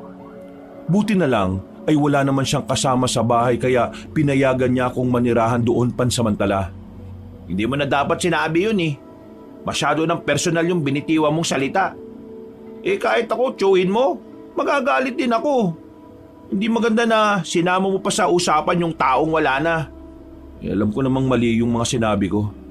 Pero hindi rin naman tama na magbitaw siya sa akin ng hindi magagandang salita eh. Malaking parte ng buhay ko eh, sinusunod ko lang ang mga sinasabi niya. Ngayon lang ako kumontra. Ngayon lang. Eh, hayaan mo na. Ang malaga ngayon eh, may kalayaan ka na. Isa pa, para na rin sa kaligtasan ng tsuhin mo yung pag-alis mo sa poder niya. Eh, yun na nga lang din ang iniisip ko. Pero sigurado ka bang ayos lang talaga ako na narito ako? Oo naman. Wala naman akong kasama rito eh. Nahihiya lang kasi ako eh. Yung taong minamaltrato ko dati eh, siya pa ngayon yung tumutulong sa akin. Sus, wala yun. Pinapakita mo naman na talagang nagbabago ka na eh. Ang isipin na lang natin ngayon kung paano natin mapapatahimik ang mga aswang. Sa unang gabi ko sa bahay ni Benjamin, inakala ko na magiging payapa ang mga sandali ko roon. Pero mga bandang 12:00 ng gabi, nagising ako nang meron akong nararamdaman na naglalakad sa bubungan. Agad ko namang ginising si Benjamin. Pinapakiramdaman namin ang paligid. Bukod sa naririnig namin sa bubungan, meron din kaming naririnig sa paligid ng mga kaluskos. Mga bulungan na hindi namin maintindihan. Kinuha agad namin ang itak na gamit namin. Tumayo kami sa likuran ng pintuan at sumilip sa siwang. May tao sa labas. Hindi yan tao. Tingin ko mga aswang yan eh. Ihanda mo sarili mo. Kaya ba natin sila? Dalawa lang tayo eh.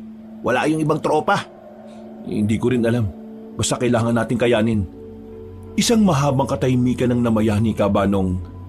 Hindi nagtagal. Biglang kumalubog na ang bintana. Agad kaming lumapit doon. Nang lumitaw na ang kamay sa bintana ay agad kong tinagayon. Nakita namin parang umusok ang braso ng aswang. Epektibo nga ang ginawa ni Aling Abeng na pagbabad ng itak sa bawang at asin na pinakuluan. Sa mga sumunod na sandali, mas lalong naging aktibong mga aswang. Sa kahit saang parte ng bahay ay pilit nilang binubutasan. Pero hindi kami nagpatinag. Kahit dalawa lang kami, ay ginagawa namin ang makakaya namin para hindi sila makapasok. Ilang beses na namin silang tinaga sa braso at kamay. Tingin ko, kailangan nating umalis dito. Hindi magtatagal eh, masisira na nila yung bintana. Mapapasok din nila tayo rito. Kung lalabas naman tayo, mas malaki ang tsansa na makalapit sila sa atin. Baka mapaaga tayo. Pero kapag nakapasok naman sila, ganun din naman, mamamatay tayo. Kumirot ang ulo ko noon sa kakaisip kung paano matatakasan ng mga aswang na yon. Pagsilip namin sa labas, nabahala kami dahil parang mas lalo silang dumami. Dumana tayo sa likuran. Mapapasok na nila tayo eh. Buisit! No choice na talaga! Nagmamadali kaming binuksan ang maliit na bintana sa kwarto. Pinagkasya namin ang aming sarili para makalabas. Gumapang kami sa silong ng bahay. Pagtingin namin sa harapan, nakita naming wala na sila roon. Tuluyan na pala nilang napasok ang bahay ni Benjamin. Tinamantala naman namin ang pagkakataon na gumapang palabas ng bakuran. Ang kaso, napatigil kami nang may nakaharang na paa sa daraanan namin. Nang tumingala kami, bumungad sa amin ang isang aswang na humahaba pa ang dila. Pumulupot sa leg ko ang mahaba niyang dila. Buti na lang ay nakapag-isip kagad ako. Hiniwa ko ang dila gamit ang itak. Si Benjamin naman parang napako sa gilid. Hindi makapagsalita. Nakatulala lang sa nangyari. Uy! Gising na, Benjamin! Tara na! Hinila ko na siya paalis doon. Pero sa kasamaang palad, nakita kami ng mga aswang sa loob ng bahay niya. Mabilis kaming tumakbo. Pero agad naman silang nakasunod sa amin. Humarang sila sa daraanan namin. Kaya kahit na kinakabahan, winasiwas ko ang itak ko sa kanila. Ginaya na rin ako ni Benjamin. Akala namin masisindak namin ang mga aswang na yon. Pero sabay-sabay silang lumusob sa amin. Wala kaming ibang nagawa kundi ilagad ang bawat atake nila. Parang biglang nawala ang tapang namin na naipon namin ng ilang araw. Kevin! Ay putik! Muntik na! Kung hindi ako tinawag ni Benjamin, nakalmot at nalapa na ako ng isang aswang na nasa likuran ko. Agad kong hinataw yun. Nang tamaan yun sa liig ay madali itong bumagsak. Nangingisay habang namimilipit sa sakit. Bakit? Tingin nyo hindi ko kayo kayang labanan? Ha! Mangarap kayo! Pre, wag mo nang asarin. Baka mamaya lalo lang silang lumakas. Pre, kailangan nilang mawala sa focus para mas madali natin sila mapaslang. Kaya tulungan mo akong insultuhin ang mga yan. Isang malakas na pag-angil ang ginawa ng mga aswang. Kahit umangil pa kayo ng umangil, wala kayong binatbat sa amin. Mga aswang lang kayo, mga babababang uri. Muli silang lumusob, pero sa pagkakataon na yon ay parang nag-iingat na sila sa mga galaw nila. Ginamit ko ang lahat ng natutunan namin kay Aling Abeng. Ang kaso nga lang, hindi pa nga namin natatalo ang unang grupo ng aswang, meron na namang dumating. At sa pagkakataong yon, aminado na akong wala ng pag-asang makaalis pa kami. Magkatalikuran na kaming dalawa habang sila'y pumapaikot-ikot pa sa amin. Ito na yata katapos na dati, pre. Huwag ka mawalan ng pag-asa. Habang nahinga tayo, laban lang. Dudumugin na sana kami, pero saktong dumating sila Atong. Pinagtatataga nila ang mga aswang. Natatarantang nagsilayuan ang mga yun. Tumuntong sa mga bubungan ng bahay. Pero kitang-kita sa kanila na nahahapdian din sila sa hiwa na ginawa nila Atong. Magsibaba kayo dyan at kalabanin nyo kami, mga duwag! Hindi na nila kami pinatulan pa. Umalis na ang mga natitirang aswang. Habang ang iba naman ay nangingisay pa rin sa lapag. Nilapitan ni Atong yon isa-isa at tinuluyan na niyang patayin. Nakahinga naman kami ng maayos. Ang akala namin, paglalamayan na kami. Akala namin, magiging karni kami ng mga aswang. Ano? Ayos lang kayo? Ayos lang naman kami. Pero buti dumating kayo. Kung hindi, baka wala na kami. Tingin ko, gumagawa na talaga sila ng malupitang hakbang. Kaya iwasan nyo na munang makipag-usap sa mga hindi nyo kilala. Mahirap na. Baka mamaya aswang na pala yun. Anong gagawin natin sa mga bangkay ng mga aswang na yan? Tipunin natin. Ilagay natin sa bungad para malaman ng lahat na nasa panganib ang buong barangay. Para makapaganda naman sila. Habang malalim ang gabi, ay hinila namin ang mga bangkay ng aswang na hindi bababa sa 10. Sa pangamba na baka bumalik ang mga aswang, naisipan na lang namin na puntahan si Aling Abeng. Sumakay kagad kami sa jeep at agad na nakarating kina Aling Abeng. Dali-dali namin pinuntahan na matanda. Pero isang masamang pangyayari pala ang bubungad sa amin. Si Aling Abeng naabutan naming wala ng buhay. Punong-puno ng kalmot ang katawan niya. Nakadilat pa ang mga mata. At base sa nakasarado niyang kamao, habang hawak ang itak, mukhang sinubukan niya pang labanan ng mga aswang. Aling Abeng! Aling Abeng! Huwag mo kaming iwan sa laban na to! Pre, wala na siya. Wala na si Aling Abeng. Sa maikling panahon na nakasama ko si Aling Abeng Kabanong, para ko na rin siyang tinuring na ina. Mabuti siya sa akin at talaga namang nakikinig sa lahat ng hinaing ko. Kaya nang paslangin siya ng aswang, matinding galit din ang naramdaman ko. Parang naiintindihan ko na rin ang galit ni Atong nang mawalan siya ng kapatid. Kinabukasan, agad na kumalat sa barangay namin ang nangyari. Pero hindi lumabas ang katotohanan. Ang alam ng lahat ay pinasok lang ng magnanakaw ang bahay ni Aling Abeng. Nawawala rin kasi ang iba niyang mga gamit na may kinalaman sa paggawa ng pangontra. Lumipas pa ang ilang araw, nailibing na rin si Aling Abeng. Malungkot ang kalooban ko nung mga oras na yon. Pakiramdam namin, nawalan kami ng isang ina. Bago siya nawala, naituro niya ang dapat nating matutunan. Bilang paggalang sa ginawa niyang pagturo sa atin, ipanalo natin ang laban na ito. Para kay Aling Abeng, papaslangin at uubusin natin ang mga aswang. Sige, pag-usapan na natin ang plano. Pagkagaling pa lang sa pakikipaglibing, binalikan namin ang hideout nila Atong. Doon namin tinipon ang iba pa naming kasama. Nadagdagan ang bilang namin dahil ni Kaya at ni Atong ang iba na samahan kami sa laban. Marami din naman kasing naniwalang residente sa barangay nila. Marami kaming pinag-usapan. Marami kaming pinag-isipan para sa gagawin naming hakbang para tuluyang mabura ang mga aswang. Sumapit ang kinagabihan, bantay sarado namin ang paligid. Sa bakuran ng hideout ay kanya-kanya kaming bantay. Hindi pa rin talaga ako makapaniwala na nangyayari ito. Yung ako na ang alam lang gawin magtrabaho. Ito na ang ginagawa. Sinusubukan patayin ng mga aswang para wala na masaktan na ibang tao. Kahit din naman ako Masyado ako nabibilisan sa mga nangyayari.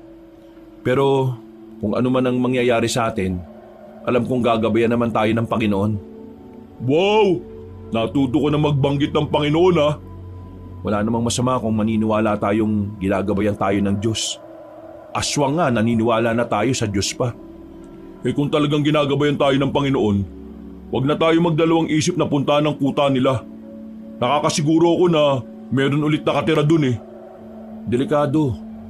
Ang sabi ni Aling Abeng, hanggat maaari umiwas tayo sa gubat kasi mas nakakalamang ang mga aswang sa ganoong lugar.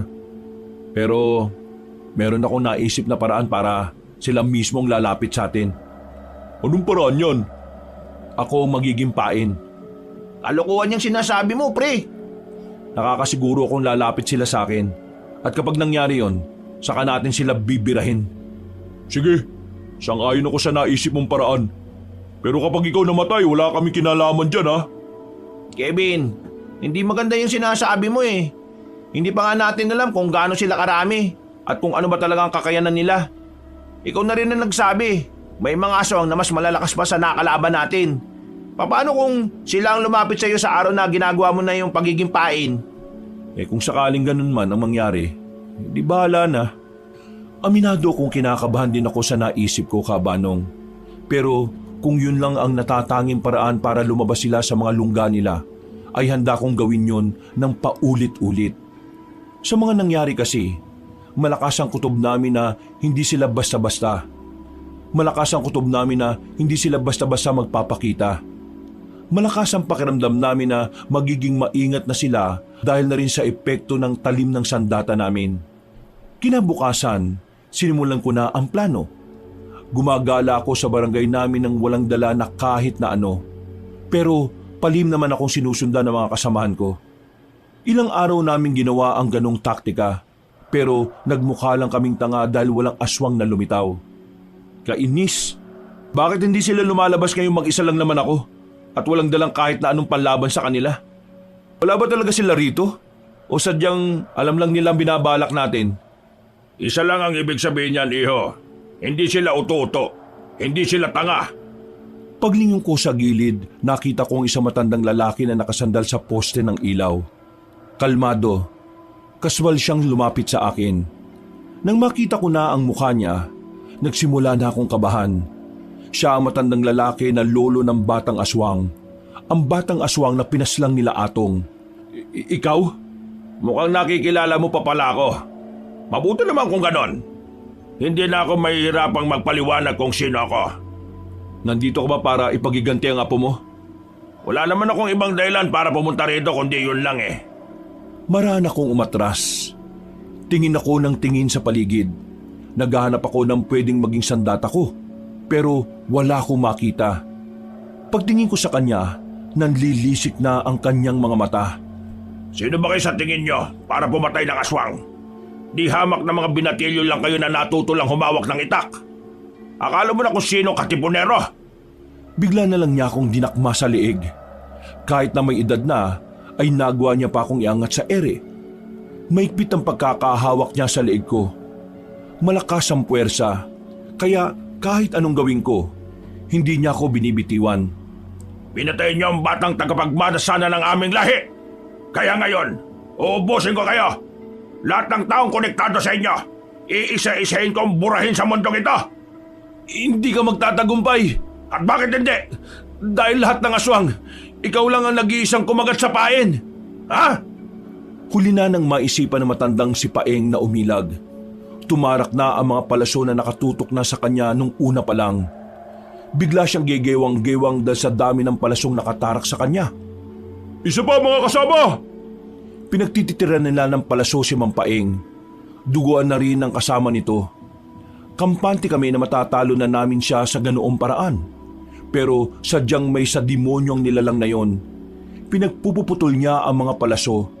Pagkatapos, tumindig siyang muli na parang hindi man lang nasaktan. Isa pa! Muli nilang pinaulanan ng palaso si Mang Paeng. Pero sa pagkakataong yon, nagawa na nitong ilaga ng mga palaso. Pumasok si Mang Paeng sa loob ng kagubatan. Sa pagnanais na mapas lang na ang pinuno ng mga aswang, pinasok din namin ang gubat kahit na alam kong medyo delikado. Tingnan niyo paligid! Hindi pa nakakalayo yun! Maraming tama yun! Hinalugog namin ang gubat pero sa pagkakataong yon ay wala na kaming nakita. Tanging mga bakas na lang ng dugo ang naabutan namin. Bago pa kami maisahan ni Mang Paeng ay lumabas na rin kami ng kagubatan. Kahit na papaano, masaya ako dahil naging epektibo ang plano na naisip ko.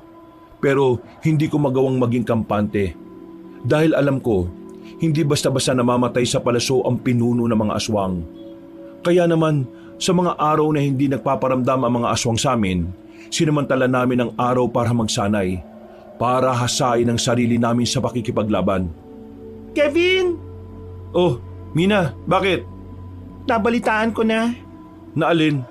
Kinakalaban niyo raw mga aswang. Yung ba? Wala yun. Tungkol dun sa nakaraan. Pasensya na ah.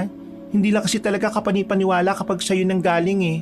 Pero ngayon, naniniwala na ako. Kevin, siyota mo?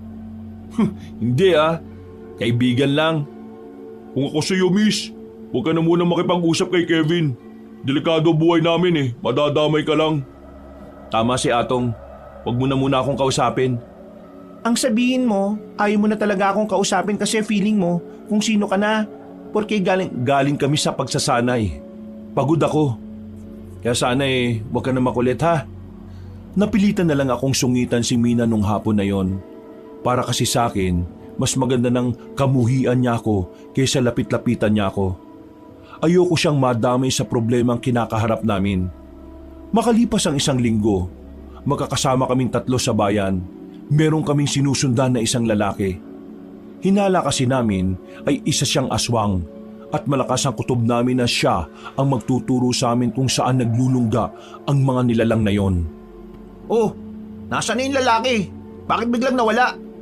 Lumiko dun sa kantong yon. Alam na yata niya na nakasunod tayo eh. Pagliko namin sa kanto, napatigil kami nang makita namin si Mang Paeng. Nakaharang siya sa daraanan namin at para bang ayos na ayos lang siya kahit na ilang palaso ang sinalo ng katawan niya. Nagagawa niya pang ngumiti sa amin. Ito ang unang pagkakataon na bumilib ako sa katapangan ng mga tao. Hindi ko inakala na may gaya nyo na may kakaibang tapang na daladala. Ituloy na natin ang naudlot na laban, matanda. Puro ka daldal. Tapos kapag napuruan, saka ka naman aalis. Total na banggit nyo naman ang salitang napuruhan. Tingin ko, meron ding mapupuruhan ngayong gabi. Anong sinasabi nito? Naiintindihan ko na matapang kayo. Na lahat ay gagawin nyo para tugisin ang mga aswang. Ang kaso nga lang may mga parte talaga ng buhay natin na minsan kailangan nating magpakumbaba. Lalo na kapag buhay na ng ibang tao ang usapan. Walang iya ka. Anong ginawa mo sa tiyuhin ko? Ha! Sigurado ka bang tiyuhin mo ang tinutukoy ko? Namilog ang mga mata ko nang maalala ko si Mina. Mas lalo akong nag-alala nang maalala ko rin na sa gabing yon, walang kasama si Mina sa bahay nila dahil nasa galaan ang pamilya niya. Agad na dumaloy ang kaba sa buong sistema ko, Kabanong. Tagaktak ang pawis sa noo ko at bigla na lang nanlamig ang aking palad. Sa mga sandaling ito, naroon ang mga bataan ko para umpisa ng pagpapahirap sa taong mahalaga sa iyo. At kayong dalawa, kayo ang susunod. Walang hiya ka! Hinataw ko siya ng hawak kong itak, pero mabilis siyang nakatalon papalayo. Tinatawanan niya pa ako noon at saka agad na ring umalis. Samantala, dali-dali naman kaming pumara ng jeep. Halos 10 minuto lang ang biyahe. Pagdating namin sa barangay namin, karipas ako ng takbo patungo sa bahay nila Mina. Inabutan ko si Mina na abalang nagsasampay lang ng mga pinaglaban niya. Walang kahit na anong galos at base sa kilos niya ay kalmado lang naman siya. Oh, anong ginagawa mo dito? Akala ko ba ayaw mo na akong makausap? Mina, wala bang mga aswang na nagpakita sa iyo rito? May nakikita ka bang aswang? Di ba wala? Sigurado ka ba? May nakikita ka ba? Wala nga, di ba? Ano ka ba? Naisaan ka pa ni Paeng ah. Kevin, ang tiyuhin mo. Siya talaga puntirya. Nilinlang niya tayo. Nang mapagtanto ko ang bagay na yon, parang nanlambot ang tuhod ko. Pero pinilit ko pa rin makatakbo. Pinuntahan namin si Tio Gardo. Pagdating namin doon, nakakulong siya sa kwarto niya. Takot na takot. Hawak-hawak niya ang baril, pero may tumatagas na dugo sa bandang balikat niya. Tio, ayos lang kayo? Ayos lang ako. Akala siguro ng mga lintik na aswang na yun hindi ko sila papalagan. Aray, ito lang ang masakit Dadalhin ka namin sa ospital. Teka, bati ba tayo? Ang kulit mo. Tara na nga. Hindi naman sobrang lala ng tama ng tiyuhin ko. Pero kinailangan namin siyang dalhin sa ospital para malinisan ang sugat niya. Laking pasalamat ko nun sa Diyos dahil hindi nagtagumpay ang mga aswang na paslangin si Tio. Ganun pa man, mas lalo akong nabahala. Patalikod lumaban ang mga aswang. Pinupuntirian nila ang mga taong pwede nilang gamitin laban sa amin. Nang masiguro kong nasa ligtas na kalagayan na ang tiyuhin ko, binalikan naman namin si Mina. Ano? Sasama ako sa'yo? Wag na, uy! Para din naman ito sa kaligtasan mo, Mina. Idadamay ka ng mga aswang at kapag hindi ka namin dinala sa ligtas na lugar, mamamatay ka. Kasalanan mo kasi to Kung hindi ka sana nakialam sa mga aswang na yan, edi sana Oo na. Kasalanan ko na nga Kaya nga ginagawan ko ng paraan to para maitama. Hindi mo ba nakikita na nasa panganib din ang buhay namin? Pero heto kami, kumikilos kami ng hindi humihingi ng tulong ng iba. Alam mo, miss, makisama ka na lang. Yun lang ang gagawin mo makisama. Ikaw at si Mang Gardo ang pinakamalapit na tao sa buhay ni Kevin. Ginagawa niya ito para sa inyo. Kaya sana makisa ka na lang. Oo na.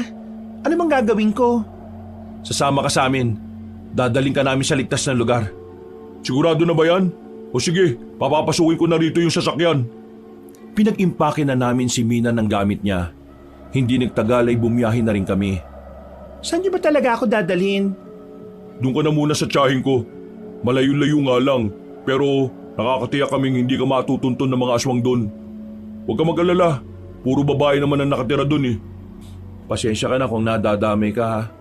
Kung alam ko lang na darating ang araw na to, sana hindi na kita pinilit no na maging kaibigan ka. Sus, ang drama mo naman. Ayos na, sumama na ako. Huwag ka nang umiyak. Mina, seryoso tong nangyayari. At hindi ko rin alam kung bukas makikita mo pa ako, o sa makalawa, o sa susunod pang bukas. Nasa panganib ang buhay namin. Kaya kahit na anong mangyari, gagawin namin ang makakaya namin para matalo ang mga aswang na yon. May kasalanan din ako. Kung hindi ko sana pinatay yung batang aswang, hindi sana aabot sa ganito. Ginawa mo lang naman kung alin ang tingin mong tama Wala kang kasalanan. Biglang malakas na nagpreno ang sasakyan. Uy! Ano ba ginagawa mo? Ayusin mo ang pagmamaneho mo. Pagtingin namin sa harapan, naroon na si Mang Paeng. Sinubukan ng driver namin na banggain siya, Pero tumalon lang siya sa bubungan ng van. Sinuntok niya ang harapang salamin. Dinakma niya ako roon at inilabas. Pareho pa kaming gumulong sa kalsada nang malaglag kami mula sa sasakyan. Ano akala mo? Makakatakas ka? Papatayin kita! Dinakma niya ako sa buhok. Sapilitan niya akong ibinangon. Pagtingin ko sa mukha niya ay kulay itim na yung lahat. Ang kamay naman niya ay naging kulay itim na rin. Ang lakas ng puwersa niya. Hindi ko magawang tanggalin ang kamay niya sa buhok ko. Malayo rin ang itak ko sa akin. Magbabayad ka! Humaba ang kuko niya. Ibinaon niya yon sa kaliwang hita ko. Napasigaw ako sa sobrang sakit.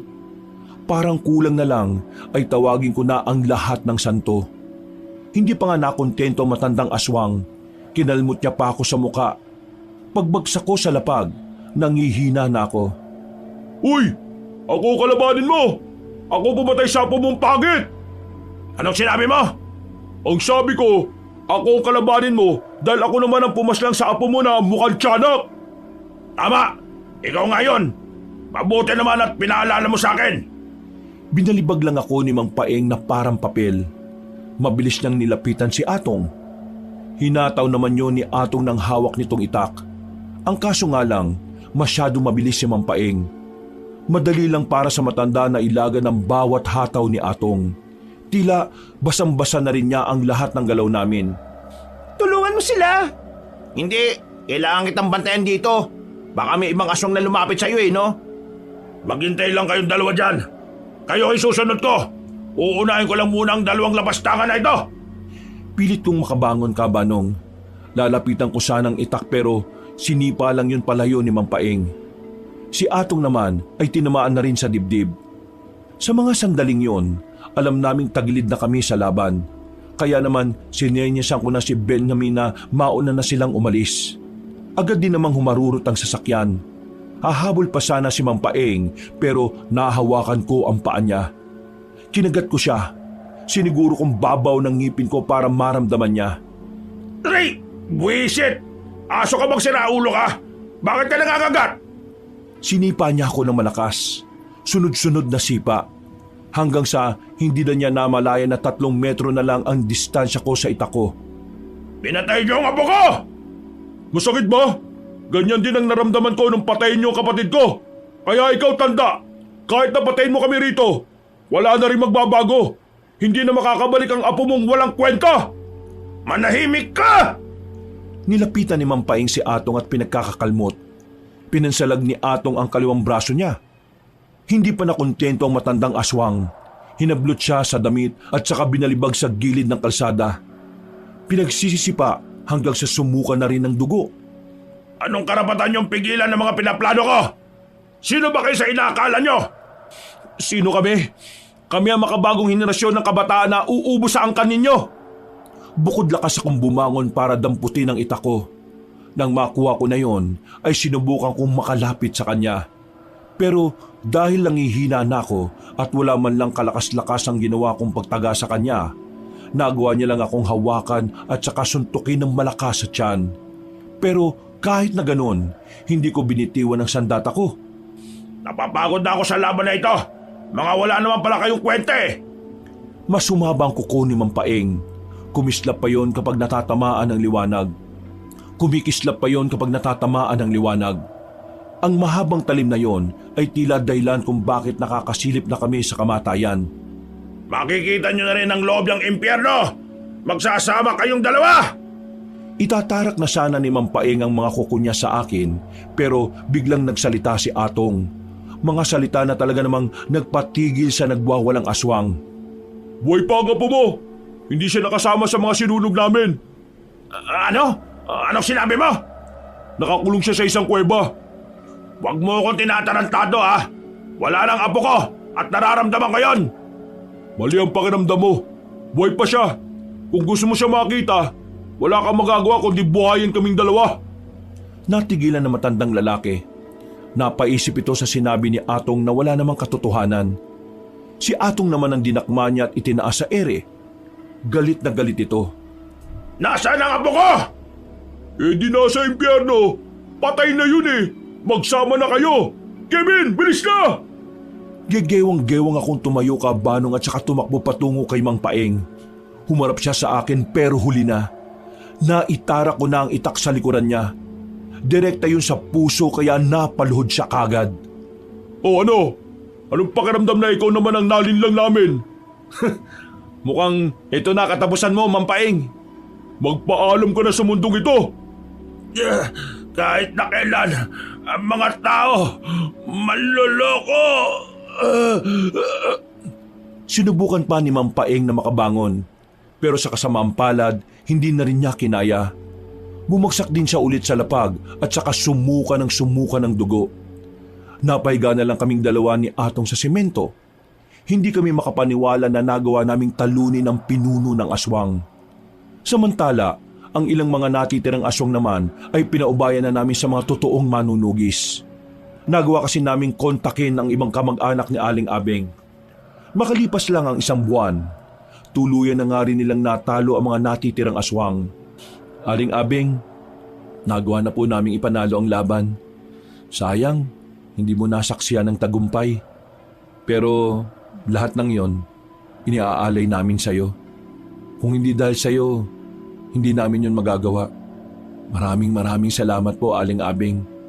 At pasensya na rin dahil hindi naging maganda ang pakikitungo ko sa'yo nung una. Aling Abeng, magbabagong buhay na ako. Itutuloy ko na ang pagiging manunugis kahit na wala ng aswang. Alam ko, di naman tayo close pero hindi ka na rin ibang tao sa akin. Ako naman po, pupunta muna ng Maynila. Magtatapos na kasi sa kolehiyo ang kapatid ko eh. Aling Abeng, kahit na sandali ka lang naming nakilala, pakiramdam namin para ka na rin namin naging ina. Kung nasan ka man ngayon, sana masaya ka lang dyan ha. Sana nakangiti ka habang pinagmamasdan mo kami. At sana proud ka sa amin. Pinunasan ko pa ang lapida ni Aling Abeng habang nasa harapan kami ng puntod niya. Isang buwan na mula nang mawala si Aling Abeng pero kahit na ganoon, pakiramdam namin ay kasama pa rin namin siya. Ang tiyuhin ko naman Kabanong, sinisimulan na rin niyang magbago mula nang malaman niya ang nangyari kay Aling Abeng. Nagsisisi na siya sa lahat ng nagawa niya. Lahat ng taong minata niya ay binalikan niya para humingi ng tawad. Hindi ganun kadali ang pagbabago na ginagawa niya dahil paminsan-minsan nakikita pa rin ng karamihan ng kayabangan niya. Pero ang mahalaga, kahit papaano ay sinusubukan niya. Kabanong, natutunan ko sa karanasan namin na ang kayabangan pala ay walang may dudulot na maganda sa isang tao. Pero nagpapasalamat ako kasi dahil din dito, natutunan naming magbagong buhay. Ang tao ay hindi perpekto. Normal sa tao na nakakagawa ng mga pagkakamali sa buhay. Pero ang mahalaga, palagi mong ginugusto na pagbutihin ang sarili at itama ang mga pagkakamaling nagawa sa ibang tao man o sa sarili. Hanggang dito na lang po, Kabanong, at maraming salamat sa inyong lahat mga kabangers at kayanggaw. Muli, ako po si Kevin. At ito ang aking kwento. Mga kabangers, mga kayanggaw, si Kabanong po. Bago po tayo magwakas, nagpapasalamat po uli ako sa inyo sa inyong pagsubaybay sa kwento natin ngayong araw na ito. Kung nagustuhan niyo po ang kwento natin at bago lang po kayo sa channel natin, kung maaari lang po ay mag-subscribe po kayo at sana po ay pindutin niyo na rin po yung notification bell para lagi po kayong nanonotify pag meron tayong mga bago mga videos. At kung medyo bitin po kayo sa kwento natin, iniimbitahan ko po kayo na bisitahin nyo yung iba pa natin mga channel. Yung Pamela Clamil channel na nagnanarita ko bilang si Lolo Pael at ako rin po bilang Kabanong. At kung gusto nyo rin po ng mas magandang kwento, inaanyayahan ko po kayo sa bagong-bago natin na channel na Kabanong version 2.0 kung saan meron na pong moving images doon. So meron na po kayo napapanood dito habang nakikinig kayo ng magandang kwento na meron na pong music and effects. O di ba mas maganda? At huwag niyo pong kalimutan ring mag-subscribe para makasama kayo sa first 100,000 subscriber ng channel na yon. At huwag niyo rin pong makalimutan mag-comment at mag-like. Para hindi po kayo mahirapan na hanapin ang mga channel na nabanggit, ilalagay po namin sa description o sa pin comment ang mga links ng mga channel na yon. Hanggang sa susunod na mga kwento, wakas!